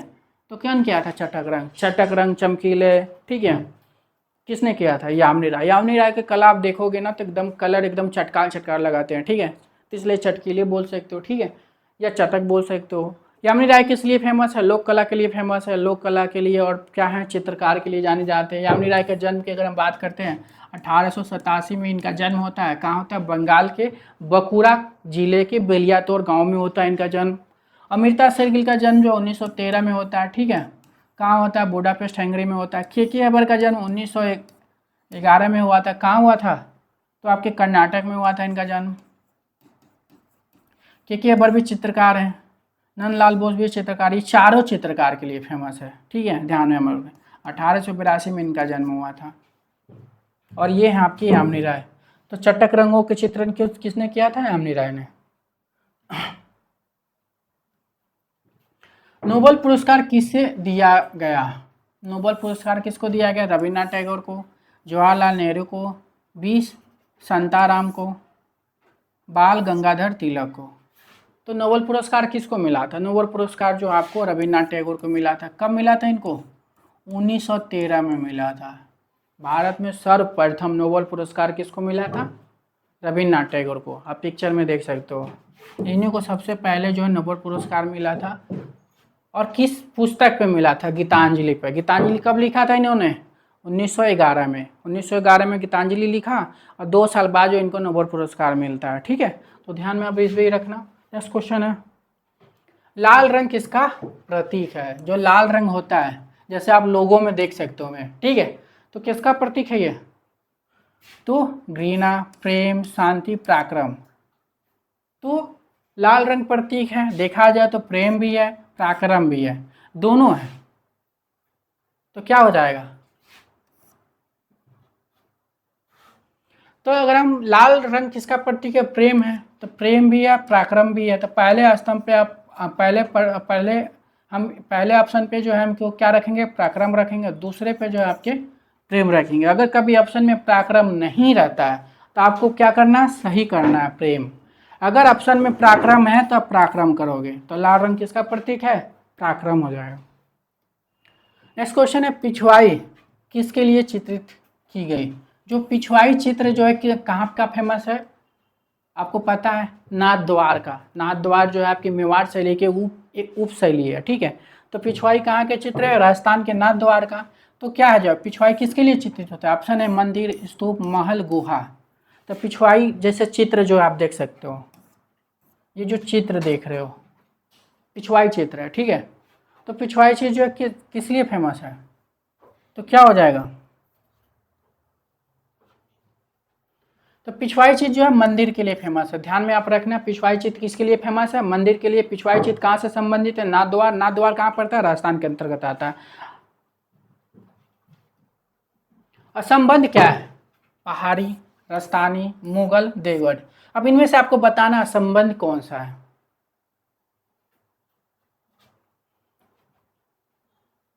तो संबंध क्या हो जाएगा? देवगढ़। देवगढ़ इसलिए हो जाएगा, देवगढ़ जो है राजस्थान, जैसे राजस्थान जैसे बोले तो मेवाड़ की उपशैली है देवगढ़। मेवाड़ के उपशैली है। तो देवगढ़ क्या है? मेवाड़ के उपशैली है। और ये तीनों क्या है? शैली है। ठीक है, अब राजस्थानी और मुगल जो है 1619वीं सदी तक चली थी। पहाड़ी के टाइमिंग क्या हो जाएगा? 1719वीं सदी तक चली थी। ठीक है, तो असंबंध क्या हो जाएगा? 3 शैलियाँ है, पहाड़ी और राजस्थानी मुगल शैलियाँ है, और ये क्या है? उप शैली है। राजस्थान के मेवाड़ की उप शैली है, इसलिए क्या हो जाएगा? असंबंध देवगढ़। नेक्स्ट क्वेश्चन, असंबंध शब्द बताइए। रेखा, वर्ण, अनुपात, मूर्ति। ठीक है, तो इनमें से संबंध शब्द क्या हो जाएगा?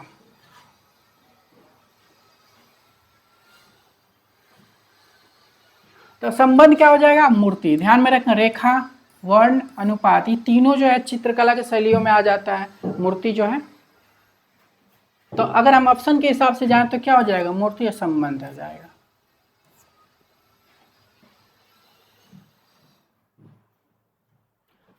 सशक्त रेखांकन के लिए प्रसिद्ध चित्रकार कौन है? ऑप्शन है अमृता शेरगिल, के हैबर, एन एस बेंद्रे, राजा रवि वर्मा। अगर आप इस क्वेश्चन को बताने से पहले आप अगर इनका चित्र देखे होगे आप, तो ये क्वेश्चन का आंसर आप आराम से बता सकते हो। ठीक है, तो ये कौन है? आप पिक्चर में आप देख रहे हो, इनका नाम क्या है? तो सशक्त रेखांकन के लिए सभी को पता है कि कौन जाने जाते हैं? के हैबर। ठीक है, के हैबर जो है किस लिए फेमस है? चित्रकार के लिए फेमस है। इन्होंने पढ़ाई कहाँ से किया था? जे स्कूल ऑफ आर्ट से। ठीक है, जन्म कहाँ हुआ था? कर्नाटक में हुआ था। जन्म कब हुआ था? 1911 में हुआ था, कर्नाटक में हुआ था।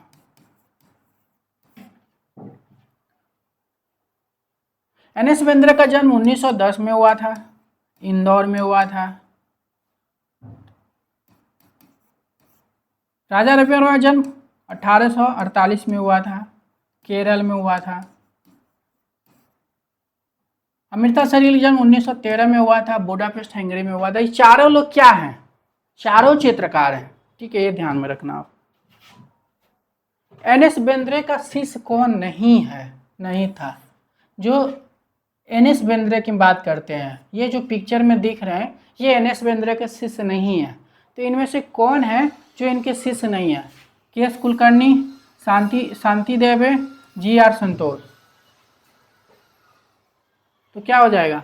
या गुलाम शेख। तो एन एस बेंद्रे के शिष्य कौन नहीं है? तो कौन नहीं हो जाएगा? के एस कुलकर्णी। के एस कुलकर्णी जो एन एस बेंद्रे के शिष्य नहीं है। के एस कुलकर्णी कहाँ से संबंध रखते थे? बीएचयू से संबंध रखते थे। बीएचयू में प्राचार्य भी पद पे काम कर चुके हैं बीएचयू में, ठीक है। तो ये जो बीएचयू से संबंध भी रहे हैं। इनका जन्म 1911 में हुआ था। कहाँ हुआ था? के एस कुलकर्णी का जन्म कर्नाटक में हुआ था, सॉरी 1918 में हुआ था। 1918 में हुआ था, कर्नाटक में हुआ था। और ये एन एस बेंद्रे के शिष्य नहीं है, ठीक है। एन एस बेंद्रे का जन्म कहाँ हुआ था? 1910 में हुआ था, इंदौर में हुआ था। क्या है? तो एन एस बेंद्रे चित्रकार के लिए जाने जाते हैं। शांति दवे, ये एन एस बेंद्रे के शिष्य हैं। 1931 में इनका जन्म हुआ था, गुजरात में हुआ था, गुजरात में हुआ था। और शांति दवे क्या है? तो चित्रकार के लिए जाने जाते हैं। जी आर संतोष जी भी जो है आपके एन एस बेंद्रे के शिष्य हैं। इनका जन्म 1929 में हुआ था, श्रीनगर में जन्म हुआ था। लेकिन पढ़ाई जो है जी आर संतोष कहाँ से किए थे? बड़ोदरा स्कूल से जो है किए थे, ठीक है। गुलाम शेख बोले तो गुलाम मोहम्मद शेख। गुलाम शेख मतलब गुलाम मोहम्मद शेख का जन्म जो है 1937 में हुआ था, गुजरात में हुआ था। और ये किस लिए फेमस है? ये चित्रकार भी हैं और आपके कला समीक्षक भी हैं, गुलाम मोहम्मद शेख। ध्यान में आप रखना, ये किस लिए जाने जाते हैं? कला समीक्षक भी हैं ये। तो यहाँ पे एन एस बेंद्रे के शिष्य ध्यान में आप रखना, ये नहीं है। नेक्स्ट क्वेश्चन है, निम्नलिखित समकालीन कलाकारों में से बंगाल शैली का प्रभाव किस पर सर्वाधिक है? तो निम्नलिखित समकालीन कलाकारों में से बंगाल शैली पर का प्रभाव किस पर सर्वाधिक है? मतलब इनमें से एक कलाकार जो है वो बंगाल शैली के कलाकार है। तो इनमें से कौन सा है? राजा Ravi Varma, K S Kulkarni, N S Bendre, Ashit Kumar Haldar. तो आप चित्र में देख सकते हो, अगर चित्र से पहचान जा रहे हो तो ठीक है, नहीं तो आप ऐसे भी बता सकते हो, ठीक है। तो कौन नहीं है? मतलब बंगाल शैली का सर्वाधिक प्रभाव किस पे है या कौन है? तो कौन हो जाएंगे? आशित कुमार हलदार जो बंगाल शैली के कलाकार हैं। तो इनका जन्म हम बात करते हैं बंगाल शैली का। इनका जन्म 1890 में हुआ था, जन्म बंगाल में हुआ था। किस लिए फेमस है? चित्रकार और कवि के लिए, मुख्य रूप से चित्रकार याद रखना आप। ये एन एस बेंद्रे का जन्म 1910 में हुआ था, इंदौर में हुआ था। किस लिए जाने जाते हैं? चित्रकार के लिए जाने जाते हैं। के एस कुलकर्णी का जन्म 1918 में हुआ था और जन्म कहाँ हुआ था? कर्नाटक में हुआ था। किस लिए जाने जाते हैं? चित्रकार के लिए जाने जाते हैं। राजा रवि वर्मा का जन्म 1848 में हुआ था, कहाँ हुआ था? केरल में हुआ था। किस लिए जाने जाते हैं? चित्रकार के लिए जाने जाते, सब चित्रकार है। नेक्स्ट क्वेश्चन है, रविन्द्रनाथ टैगोर की पहचान किस रूप में नहीं है? अब ये जो चित्र में आपको दिख रहे हैं रविन्द्रनाथ टैगोर, इनका किस रूप में नहीं है? चित्रकार, कवि, मूर्तिकार, कहानीकार। तो इनमें से कौन सा नहीं है?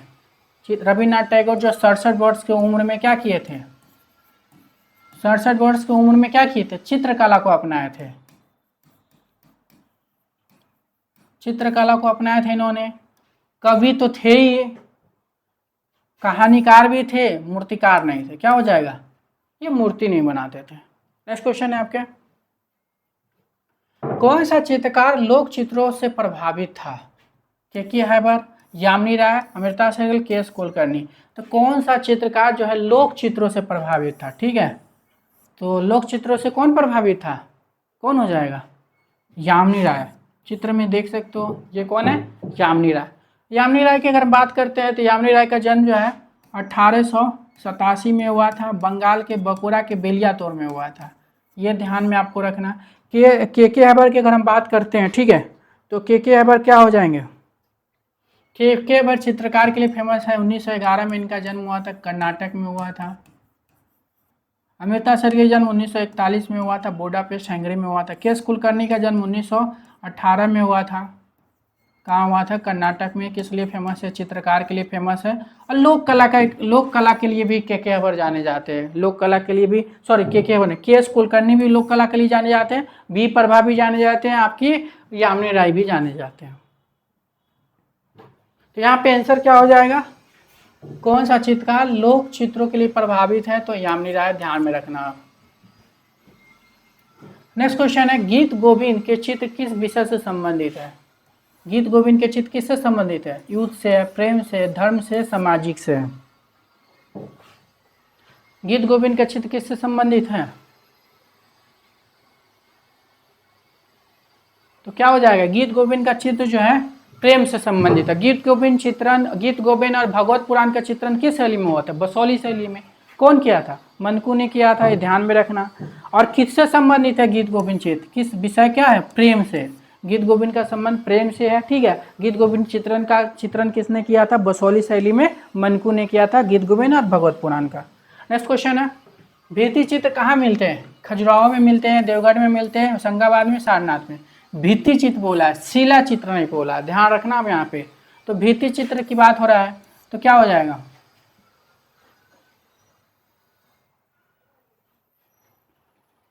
तो भित्ति चित्र कहाँ मिलते हैं? क्या हो जाएगा? देवगढ़। देवगढ़ जो है मेवाड़ की उप शैली है, मेवाड़ की उप शैली है, तो देवगढ़। यहाँ पे भित्ति बोला है, शिला बोलता तो होशंगाबाद हो जाता, ठीक है। शिला चित्र बोला नहीं है यहाँ पे। अगर शिला पूछता है,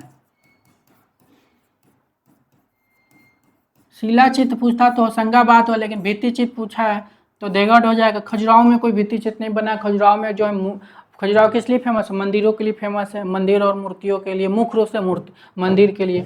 सारनाथ जो है आपके अशोक काल में जो स्तंभ के लिए फेमस है, ठीक है। तो यहाँ पे क्या हो जाएगा? भित्ति चित्र पूछा है तो देवगढ़ हो जाएगा। भारतवर्ष में सर्वप्रथम तैल चित्रण करने का श्रेय किस कलाकार को जाता है? तो भारत में सर्वप्रथम तैल चित्रण का प्रारंभ किसने किया था? राजा रवि वर्मा। कभी ऑप्शन में राजा रवि वर्मा नहीं रहते हैं तो आप उस जगह पे किसको कर सकते हो? अमृता शेरगिल को। याद रखना है इसको। अगर राजा रवि वर्मा ऑप्शन में नहीं रहते हैं तो आप अमृता शेरगिल को कर सकते हो। तो भारत में सर्वप्रथम तैल चित्रण का करने का श्रेय किस कलाकार को जाता है? राजा रवि वर्मा। राजा रवि वर्मा क्या है? चित्रकार के लिए फेमस है। 1848 में इनका जन्म होता है, 1906 में इनका मृत्यु होता है। मृत्यु भी याद रखना, जन्म कहाँ होता है? केरल में होते हैं इनका जन्म। के अवर का जन्म 1911 में हुआ था, कर्नाटक में हुआ था। असित कुमार दाल का जन्म 1890 में हुआ था, बंगाल में हुआ था। क्या है? तो चित्रकार और कवि कलाकार हैं। क्षितिनाथ मजूमदार जो है चित्रकला के लिए जाने जाते हैं, इनका जन्म 1891 में हुआ था। क्या है? तो 1891 में मुर्शिदाबाद बंगाल में हुआ था। ये ध्यान रखना। क्या है? तो चित्रकार है। और राजा रवि वर्मा को आप देख सकते हो। क्षितिनाथ मजूमदार की चित्रण शैली को निम्न में से कौन सी संज्ञा दी जाती है? टेम्परा मिश्रण, जल रंग वाश, तैल चित्रण, ग्राफिक्स। जो ये क्षितिनाथ मजूमदार हैं, ठीक है, जो चित्र में आप देख रहे हो इनको, ठीक है। तो क्षितिनाथ मजूमदार की चित्रण शैली को निम्न में से कौन सी संज्ञा दी जाती है? तो कौन सी संज्ञा दी जाती है? तो क्षितिनाथ जो है मुख्य रूप से वास चित्रण के लिए जाने जाते हैं। वास चित्रण, जल चित्रण किसके शिष्य हैं? अनिनाथ टैगोर के शिष्य हैं, ठीक है। तो आप ये ध्यान रखना, क्षितिनाथ मजूमदार किस लिए जाने जाते हैं? तो जल या वास चित्रण के लिए। क्षितिनाथ मजूमदार की हम जन्म की बात करते हैं तो 1891 में इनका जन्म होता था, मुर्शिदाबाद बंगाल में हुआ था।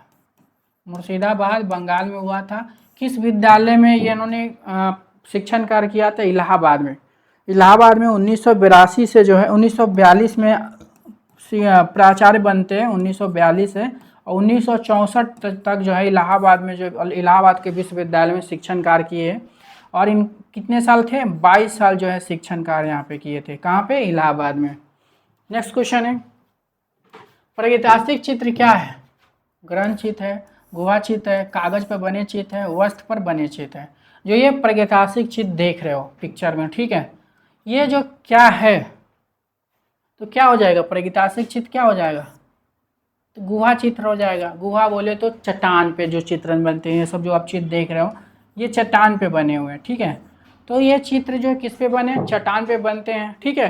तो क्या हो जाएगा, ये गुहा चित्र हो जाएगा, ध्यान में आप रखना। नेक्स्ट क्वेश्चन है, भीमबेटका में कौन से चित्र हैं, प्रागैतिहासिक है, मुगल है, बौद्ध है, जैन है। तो भीमबेटका में कौन सी चित्र है, तो क्या हो जाएगा, आप जैसे भीमबेटका में जैसे पिक्चर में देख सकते हो, भीमबेटका भी प्रागैतिहासिक काल के अंतर्गत ही रखा जाता है, ठीक है। तो भीमबेटका जो है क्या है, प्रागैतिहासिक काल के एक क्षेत्र है। तो भीमबेटका का चित्र भी आप देख सकते हो, ये भी चट्टान पे ही चित्रण हुआ है, पिक्चर में भी आप देख सकते हो, ये भीमबेटका के ही चित्रण है, ध्यान में रखना, ये भीमबेटका का ही चित्रण है, ठीक है। तो किस पे बने चित्रण जो है आपके चट्टान पे हुए, किस कलर से बनाया गया, तो गेरू खनिज कलर का यूज किया गया यहाँ पे। भीमबेटका की खोज जो है 1958 ईस्वी में जो है BS वाकरकर ने किए थे, ठीक है। तो नेक्स्ट क्वेश्चन है आपके, प्रागैतिहासिक चित्रों के विषय क्या है, पशु है, मानव है, पक्षी है, पशु मानव पक्षी है। तो प्रागैतिहासिक चित्रों की विषय की अगर हम बात करें, जो प्रागैतिहासिक क्षेत्र में जो विषय होते थे क्या होते थे, क्या हो जाएगा, प्रागैतिहासिक क्षेत्र में ज़्यादातर जो है आपके अखेट का चित्र या शिकार के चित्र बने हैं, उसके साथ साथ क्या बने हैं, अगर ऑप्शन के हिसाब से जानते हैं, जैसे कि आप पिक्चर में देख रहे हो, आप क्या देख रहे हो, ये जानवर का चित्र तो दिख ही रहा है यहाँ पे कि जानवर, ये जानवर है, ठीक है, क्या हो गया है, ये जानवर है आपका, ठीक है। इसके साथ मानव का भी तो चित्रण हुआ है, ये सब क्या है, मानव ही तो है। पक्षी का भी चित्रण कहीं आपको मिल जाएंगे।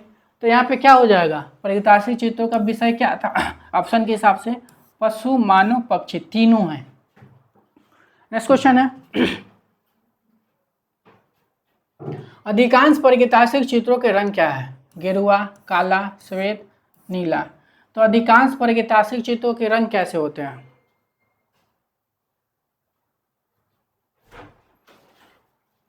तो अधिकांश प्रागैतिहासिक चित्रों का रंग क्या है, जैसे आप कलर में देख सकते हो, क्या हो जाएगा, अधिकांश जो प्रागैतिहासिक चित्र में जो गेरू रंग का यूज किया है, गेरू या खनिज याद रखना, ठीक है, गेरुआ, तो क्या हो जाएगा, गेरू।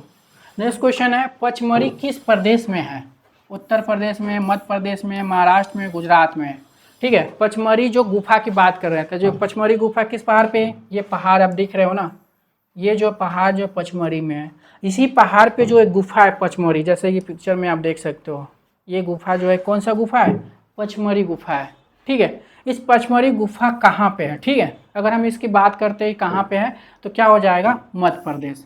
और पचमढ़ी गुफा कहाँ पे, मध्य प्रदेश में है। और इस गुफा की खोज की अगर हम बात करते हैं, तो खोज किसने किया था, खोज 1932 ईस्वी में हुआ था, इसकी खोज कौन किया था, GR हंटर ने किया था। इस गुफा की खोज किसने किया था, GR हंटर ने किया था। अगर बात करते पचमढ़ी गुफा के चित्रों की खोज किसने किया था, तो 1936 में, 4 साल बाद जो है 1936 में DS गार्डन ने किए थे। दोनों याद रखिएगा, क्वेश्चन आएगा। पचमढ़ी गुफा में कितने गुफा है, तो टोटल 50 गुफा मिले यहाँ पे। पचमढ़ी गुफा में कितने गुफा मिले हैं, तो टोटल 50 गुफा मिले। भी क्वेश्चन आया हुआ है कि पचमढ़ी में कितने गुफाएं हैं, तो 50 गुफाएं हैं, ठीक है। नेक्स्ट क्वेश्चन आपके, मिर्जापुर किन चित्रों का कला केंद्र है, जो मिर्जापुर जो है किन चित्रों का कला केंद्र है, प्रागैतिहासिक है, मुगल है, अवधी है, राजस्थानी है। तो मिर्जापुर किन चित्रों का कला केंद्र है, जैसे आप पिक्चर में देख सकते हो, तो मिर्जापुर का ये चित्र आपको दिखा रहे हैं, ठीक है। ये जो चित्र है मिर्जापुर से ही मिले हुए हैं, ठीक है। तो ये जो किस लिए जाने जाते हैं, मिर्जापुर किन चित्रों की कला केंद्र है, तो प्रागैतिहासिक, ठीक है। तो प्रागैतिहासिक काल हो जाएगा। प्रागैतिहासिक काल की बात करते, मिर्जापुर की बात करते, मिर्जापुर की खोज 1880 में कौन किया था, काकवन करलाई ने किया था। नेक्स्ट क्वेश्चन है आपके, अधिकांश प्रागैतिहासिक चित्र कहाँ मिलते हैं, मंदिरों में मिलते हैं, महलों में मिलते हैं, गुफाओं में मिलते हैं, बिहारों में मिलते हैं। ये जो प्रागैतिहासिक चित्र जो दिख रहे हैं, जो चट्टान पे बने या शैल पे बने हैं, ठीक है, वो कहाँ मिलते हैं, मंदिर में, प्रागैतिहासिक मंदिर थे नहीं, महलों उस समय महल थे नहीं, बिहारों में नहीं, गुफाओं में मिले थे। अधिकांश प्रागैतिहासिक चित्र कहाँ मिलते हैं, गुफाओं में मिलते हैं, ठीक है। और ये आप क्या है, प्रागैतिहासिक चित्र है, देख सकते हो। नेक्स्ट क्वेश्चन है, प्रागैतिहासिक चित्रों में किसका महत्व है, प्रागैतिहासिक चित्र में किसका महत्व है, रेखा का है, रंग का है, रेखा रंग का है, प्राकृतिक का है। तो क्या हो जाएगा, तो प्रागैतिहासिक चित्र मुख्य रूप से क्या है, या भारतीय कला क्या है हम लोग का? भारतीय कला भी आपका रेखा प्रदान है। प्रागैतिहासिक चित्र में भी जो है आपके रेखा का ज़्यादा यूज किया, आप जैसे पिक्चर में देख सकते हो, ये सब क्या है? रेखा ही तो है। इसमें भी आप देख सकते हो, ये सब क्या है? रेखा यूज किया गया। ठीक है, तो यहाँ पे आंसर क्या हो जाएगा? प्रागैतिहासिक चित्रों में किसका महत्व है? रेखा का महत्व है। ठीक है, ध्यान में रखना, यहाँ पे ज़्यादातर जो है रेखा का यूज किया है। देखो ये सब दिख रहा है ना, ये सब क्या है? रेखा यूज किया गया है। तो प्रागैतिहासिक चित्र भी जो है आपकी रेखा प्रधान है। हमारा भारतीय कला भी जो है क्या है? रेखा प्रधान है। नेक्स्ट क्वेश्चन है, प्रारंभिक नृत्यांगना मूर्ति कहाँ से प्राप्त हुई है? हड़प्पा से, मोहनजोदारो से, चौंद्रो से, कालीबंगा से। ठीक है, तो प्रारंभिक नृत्यांगना मूर्ति कहाँ से प्राप्त हुई है? ठीक है, तो क्या हो जाएगा? मोहनजोदारो से। ठीक है, ये जो आप नृत्यांगना की मूर्ति देख रहे हो, ठीक है, ये कहाँ से मिले? मोहनजोदारो से मिले हैं। ठीक है, कहाँ पे रखी गई है? राष्ट्रीय संग्रहालय नई दिल्ली में रखी गई है। सिंदूर लगाने का साक्ष्य जो है इसी मूर्ति से मिलते हैं, आपको पता है। ठीक है, सिंदूर लगाने के साक्ष्य इसी मूर्ति से मिलते हैं। और इन्होंने अगर मान लेते नहीं, इनके बाएं हाथ में क्या पहने हैं? ठीक है, ये जो है इनके बाएं हाथ कैसे? देखो आकृति जिस हिसाब से रखी उसी हिसाब से खड़े हो जाओ। उसके बाद में देखो बाएं हाथ, तो बाएं हाथ में क्या हो जाएगा? चूड़ी। क्या रखा हुआ है? कटोरा, कोटर ली हुई हैं। ठीक है, दाहिना हाथ कहाँ पे है? कमर पे है। ये सब ध्यान आपको रखना है, सब क्वेश्चन आते हैं कि दाहिना हाथ कहाँ है? कमर पे। और किस मुद्रा में? तो त्रिभंग। ठीक है, किस मुद्रा में? ये त्रिभंग में। ठीक है, ध्यान रखना, त्रिभंग।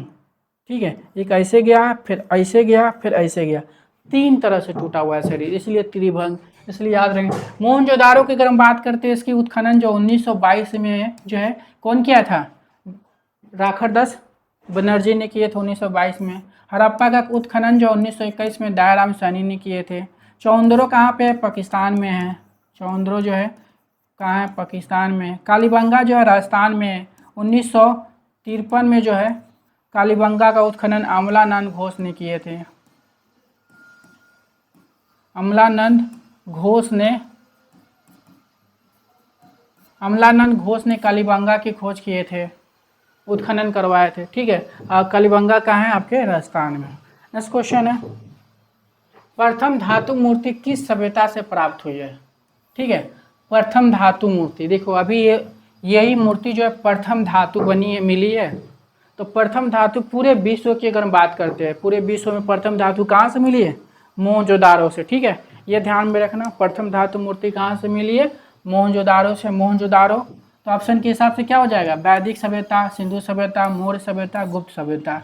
तो प्रथम धातु मूर्ति की सभ्यता क्या? सिंधु सभ्यता। सिंधु सभ्यता के टाइमिंग क्या हो जाएगा? 2350 से 1750 ईस्वी तक सिंधु सभ्यता चली थी। ठीक, ध्यान रखना, ये सी कार्बन डेटिंग के अनुसार ये टाइम सही माना जाता है। ठीक है, ध्यान में रखना, सिंधु सभ्यता के टाइम 2350 से 1750 ईस्वी माना जाता है। और पूरे विश्व का प्रथम धातु प्रतिमा जो है कौन सा है? नर्तकी हो जाएगा, या प्रथम धातु की प्रतिमा नर्तकी। हड़प्पन सभ्यता किसे कहते हैं? ठीक है, हड़प्पन सभ्यता किसे कहते हैं? गुप्त सभ्यता को बोलते हैं, मुगल सभ्यता को बोलते हैं, वैदिक सभ्यता को बोलते हैं, सिंधु सभ्यता को बोलते हैं। हड़प्पन सभ्यता किसको बोलते हैं? हड़प्पन सभ्यता जो है आपके किसको बोलते हैं? सिंधु सभ्यता को बोलते हैं। सिंधु सभ्यता का टाइमिंग क्या हो जाएगा? सी कार्बन डेटिंग के अनुसार अगर हम टाइमिंग की बात करते हैं तो 2350 से स्टार्ट हुआ था, 1750 ईस्वी। ध्यान रखना, ईसा पूर्व तक चली थी। वैदिक काल जो है 1500 ईसा पूर्व से 600 ईस्वी ईसा पूर्व तक चली थी। ठीक है, वैदिक काल कब तक चली थी? 1500 से 600 ईसा पूर्व तक चली थी। मुगल तो पता ही आपको 1619वीं 17वीं तक चली थी। ठीक है, गुप्त जो है आपके 330 से 6 सदी ईस्वी, याद रखिए। गुप्त के टाइमिंग क्या है? 3 से 6 सदी ईस्वी। नेक्स्ट क्वेश्चन है आपका, नगरी सभ्यता का प्रथम उदाहरण कहाँ से मिलते हैं? नगरी सभ्यता का प्रथम उदाहरण जो है कहाँ से मिलते हैं आपके? ऑप्शन है मोहनजोदारो, हड़प्पा, राजघाट, कौशाम्बी, तक्षशिला। तो नगरी सभ्यता कहाँ से मिलते हैं?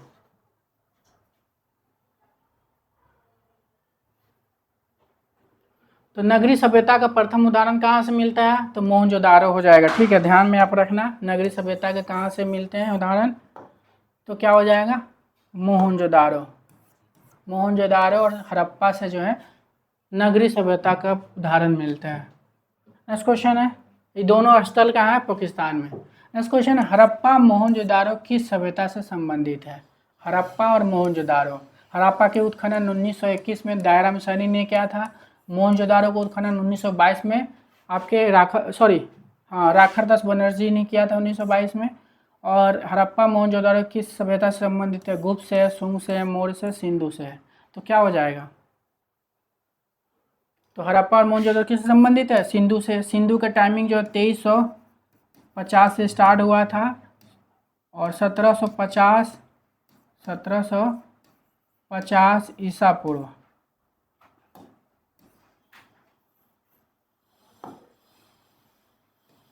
1750 ईसा पूर्व तक चली थी। मौर्य काल जो है आपके 323 से स्टार्ट हुआ था और 185 ईस्वी तक चली थी, ईसा पूर्व तक चली थी मौर्य काल। मौर्य काल की टाइमिंग क्या है? 323 से 185 ईसा पूर्व। जैसे मौर्य काल की समाप्त होती है तो मौर्य काल के शुंग काल आता है। शुंग काल का टाइम 185 से 72 ईसा पूर्व।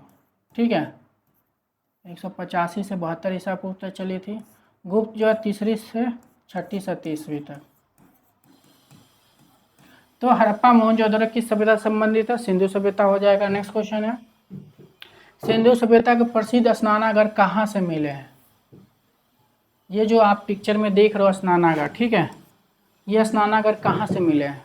ऑप्शन है चौंद्रो, तक्षशिला, हड़प्पा, मोहनजोदारो। तो कहाँ से मिले हैं ये आपको मोहनजोदारो से मिले हैं। और इसका साइज क्या है? इसका साइज की बात करते हैं तो 39 × 23 × 8। ठीक है, लंबाई गुने चौड़ाई गुने गहराई। ठीक है,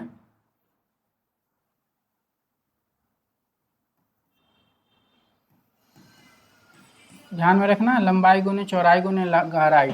अभी ये क्या है? ये लंबाई हो जाएगा, ये चौड़ाई हो जाएगा और एक गहराई अंदर हो जाएगा। ठीक है, तो ध्यान में रखना 39, 23, 8 ये साइज पूछता है स्नानागार का साइज क्या है? तो 39 × 23 × 8 याद रखना आप इसको। ठीक है, और कहाँ से मिला है? मोहनजोदारो से मिला है। मोहनजोदारो हड़प्पा कहाँ पे है? पाकिस्तान में। चौंद्रो भी आपके पाकिस्तान की सभ्यता है। नेक्स्ट क्वेश्चन है, तक्षशिला जो है ये भी पाकिस्तानी, चारों जो आपके पाकिस्तान के हैं। ठीक है, नेक्स्ट क्वेश्चन है, प्रथम कांस्य प्रतिमा किसकी है? नृत्यांगना की है, योगी की है, देवता की है, पशु की है। तो प्रथम कांस्य प्रतिमा किसकी है? जैसे आप पिक्चर में देख सकते हो, किसकी है? पिक्चर से तो पता चल ही गया, नृत्यांगना की है। ठीक है, अब इसकी नृत्यांगना की साइज की अगर हम बात करते हैं कि ये जो मूर्ति है इसकी साइज कितनी है? साइज में अगर हम बात करते हैं, अगर हम सेंटीमीटर में बात करते हैं तो 10.5 सेंटीमीटर। ठीक है, अगर हम इंच में बात करते हैं इसकी तो 4.01 इंच।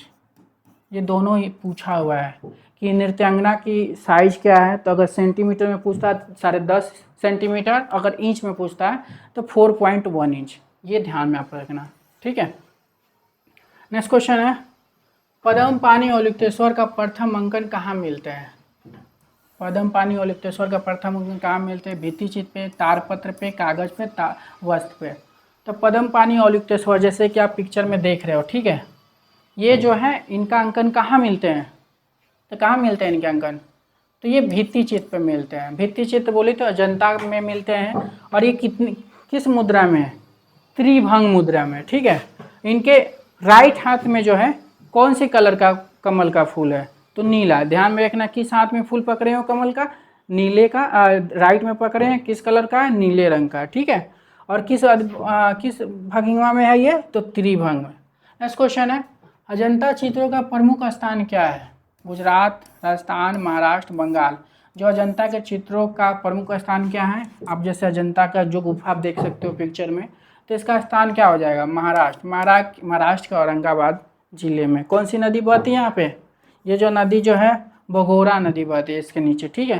कितनी गुफाएं हैं इसमें? तो 30 गुफाएं हैं।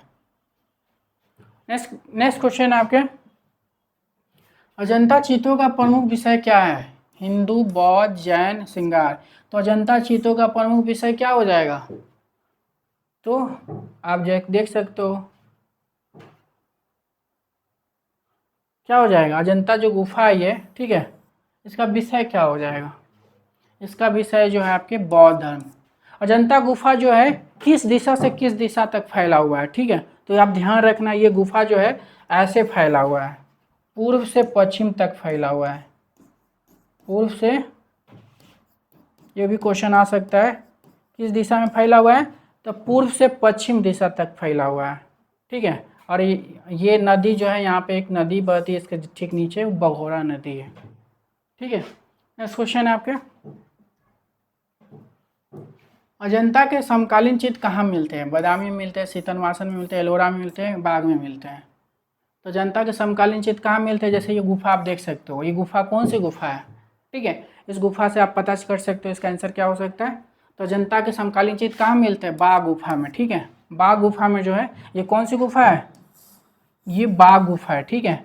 और बाग गुफा में जो समकालीन चित्र मिलता है। अजंता की कौन सी गुफा के समकालीन? अजंता के गुफा संख्या 1, गुफा संख्या 1 के चित्र जो है बाग के समकालीन है, ठीक है। बाग के समकालीन है। बाग के जो गुफा जो है बनी थी कब? 5वीं सदी में बाग की गुफा बनी थी, लेकिन इसमें चित्रण हुई थी 7वीं सदी में। चित्रण हुई थी 7वीं सदी ईस्वी में, और अजंता की गुफा संख्या 1 का भी चित्रण जो है 7वीं सदी में हुई थी, तो इसलिए इसके समकालीन बाग हो जाएगा, ठीक है। नेक्स्ट क्वेश्चन है आपके, विश्व प्रसिद्ध पद्मपानी और लिप्तेश्वर का चित्र अजंता की किस गुफा में है? विश्व प्रसिद्ध पद्मपानी और लिप्तेश्वर का चित्र अजंता की किस गुफा में? गुफा संख्या 1 है, गुफा संख्या 9 है, गुफा संख्या 16, गुफा संख्या 17 है। तो क्या हो जाएगा? ये जो आप पद्मपानी और लिप्तेश्वर का जो चित्र देख रहे हो, ठीक है, ये चित्र किस गुफा में है? इसी पद्मपानी और लिप्तेश्वर को पद्मपानी बोधिसत्व भी बोलते हैं, ठीक है। इसी चित्र को बोलते हैं, ध्यान में रखना आप, ठीक है। तो ये किस में है? गुफा संख्या 1 में है। और लिप्तेश्वर पद्मपानी बोधिसत्व किस गुफा में है? गुफा संख्या 1 में है। गुफा संख्या 1 जो किस शताब्दी में बनी थी? 7वीं सदी में बनी थी। 7वीं सदी में बनी थी ये गुफा, और एनसीईआरटी के हिसाब से 5वीं सदी, ठीक है। कभी केबीएस एनबीएस के अगर एग्जाम आप देने जा रहे हो, तो अगर ये क्वेश्चन पूछता है तो 5वीं मारना, ठीक है। अगर केबीएस एनबीएस नहीं है तो आप 7वीं मारना। नेक्स्ट क्वेश्चन है, अजंता की किस गुफा में मंडरासन राजकुमारी का चित्र है? ठीक है, ऑप्शन है गुफा संख्या 16, गुफा संख्या 1, गुफा संख्या 17, गुफा संख्या 9। तो ये चित्र जो आप देख रहे हो मंडरासन राजकुमारी के चित्र है, ठीक है। और ये किस गुफा में है? ठीक है, मंडरासन राजकुमारी के चित्र किस गुफा में है? गुफा संख्या 16 में, ठीक है। गुफा संख्या 1 में पद्मपानी बोधिसत्व या लिप्तेश्वर का है। गुफा संख्या जो है माता पुत्र है 17 में, ठीक है, या राहुल समर्पण है, ध्यान में रखना आप इसको। लेकिन पूछा क्या, मंडरासन राजकुमारी के चित्र किस गुफा में है? 16 में है। और ये किसका चित्र है? मंडरासन राजकुमारी के चित्र है, ठीक है। आप ध्यान में रखना इसको, ठीक है। किस गुफा में मंडरासन राजकुमारी? 16 में। अगर काली राजकुमारी आती है तो गुफा संख्या 1 में, ध्यान रखना इसको।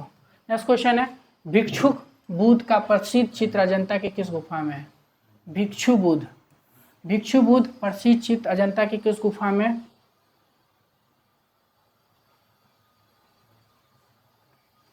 तो भिक्षु बुद्ध अजंता किस गुफा में है? गुफा संख्या 1, गुफा संख्या 9, गुफा संख्या 17, गुफा संख्या 16। तो भिक्षु बुद्ध अगर हम बात करते हैं, भिक्षु बुद्ध को ही क्या बोलते हैं हम लोग? कई नामों से जानते हैं, राहुल समर्पण बोलते हैं, माता पुत्र बोलते हैं, ठीक है। और किस गुफा में? 17 में। नेक्स्ट क्वेश्चन है, 16 में आपके मंडरासन राजकुमारी है, 1 में जो है पद्मपानी और लिप्तेश्वर पद्मपानी बोधिसत्व है। नेक्स्ट क्वेश्चन है आपके, सर्वप्रथम लघु चित्र किस पर बनाए गए हैं? सर्वप्रथम लघु चित्र किस पर बनाए गए हैं? या सर्वप्रथम पोथी चित्र पूछे, सर्वप्रथम लघु चित्र पूछे, सर्वप्रथम पोथी चित्र पूछे, तो क्या हो जाएगा? कागज, तारपत्र, कांच, वस्त्र। तो क्या हो जाएगा? सर्वप्रथम लघु चित्र या सर्वप्रथम पोथी चित्र किस पे बने थे? तारपत्र पे। ध्यान में रखना, तारपत्र बोले तो पाल शैली, पाल शैली में सर्वप्रथम लघु चित्र भी बने थे और पोथी चित्र भी बने थे। पाल शैली कहाँ प्रारंभ हुई थी? बंगाल में प्रारंभ हुई थी। पाल शैली की टाइमिंग क्या है? 9 से 12वीं शती ईस्वी हो जाएगा। नेक्स्ट क्वेश्चन है, कांच चित्रण के लिए तंजोर शैली फेमस है। ध्यान में रखना, कांच चित्रण के लिए तंजोर शैली फेमस है। नेक्स्ट क्वेश्चन है, जैन लघु चित्रों का प्रमुख विषय क्या है? जैन लघु चित्रों का प्रमुख विषय क्या है? पशु पक्षी, तीर्थंकर और उनकी जीवनी, शासक, मानव। तो जैन लघु चित्रों का प्रमुख विषय क्या है? क्या हो जाएगा? जैन लघु मतलब जैन धर्म, जो जैन धर्म में जो चित्र बनी किससे संबंधित है? तो जो 24 तीर्थंकर जो जैन धर्म के हैं उन्हीं से संबंधित है। तो क्या हो जाएगा? तीर्थंकर और उनकी जीवनी। तो जैन धर्म का जो चित्रण बनी है तीर्थंकर और उनकी जीवनी बनी है। जैन धर्म के लघु चित्र जो है टाइमिंग जो 11 से 15वीं शती में बनी थी, 11 से 15वीं शती तक बनी थी। कहाँ बनी थी? तो गुजरात राजस्थान वाला बेल्ट में। ठीक है, नेक्स्ट क्वेश्चन है आपके, पारंपरिक भारतीय भित्ति चित्र में कौन से रंग प्रयोग में आते हैं? ऑप्शन है रासायनिक रंग, भूमि से प्राप्त रंग, जल रंग, खनिज रंग। तो पारंपरिक भारतीय भित्ति चित्र में कौन सा रंग प्रयोग करते हैं? तो भारतीय भित्ति चित्र बोले तो गुफा। ठीक है, तो गुफा में जैसा अजंता हो गया, बाघ हो गया, सिगरिया हो गया, इन्हीं सब की बात हो रही है। तो पारंपरिक भारतीय भित्ति चित्रों में कौन सा रंग का प्रयोग होते हैं? तो खनिज रंग का प्रयोग होता है। ध्यान में रखना, खनिज रंग कैसे होते हैं? इस तरह का पत्थर के बने होते हैं। ठीक है, इसी को क्या करते होते? पीस के बनाया जाता है। ठीक है, नेक्स्ट क्वेश्चन है, तो आपका 2003 का क्वेश्चन जो है इसमें 85 क्वेश्चन ही था। ठीक है, तो अगर मेरा क्लास पसंद आपको आ रहा है, ठीक है, तो आप लाइक करें, सब्सक्राइब करें और मेरे चैनल को अधिक से अधिक लोगों को शेयर करें। Thank you.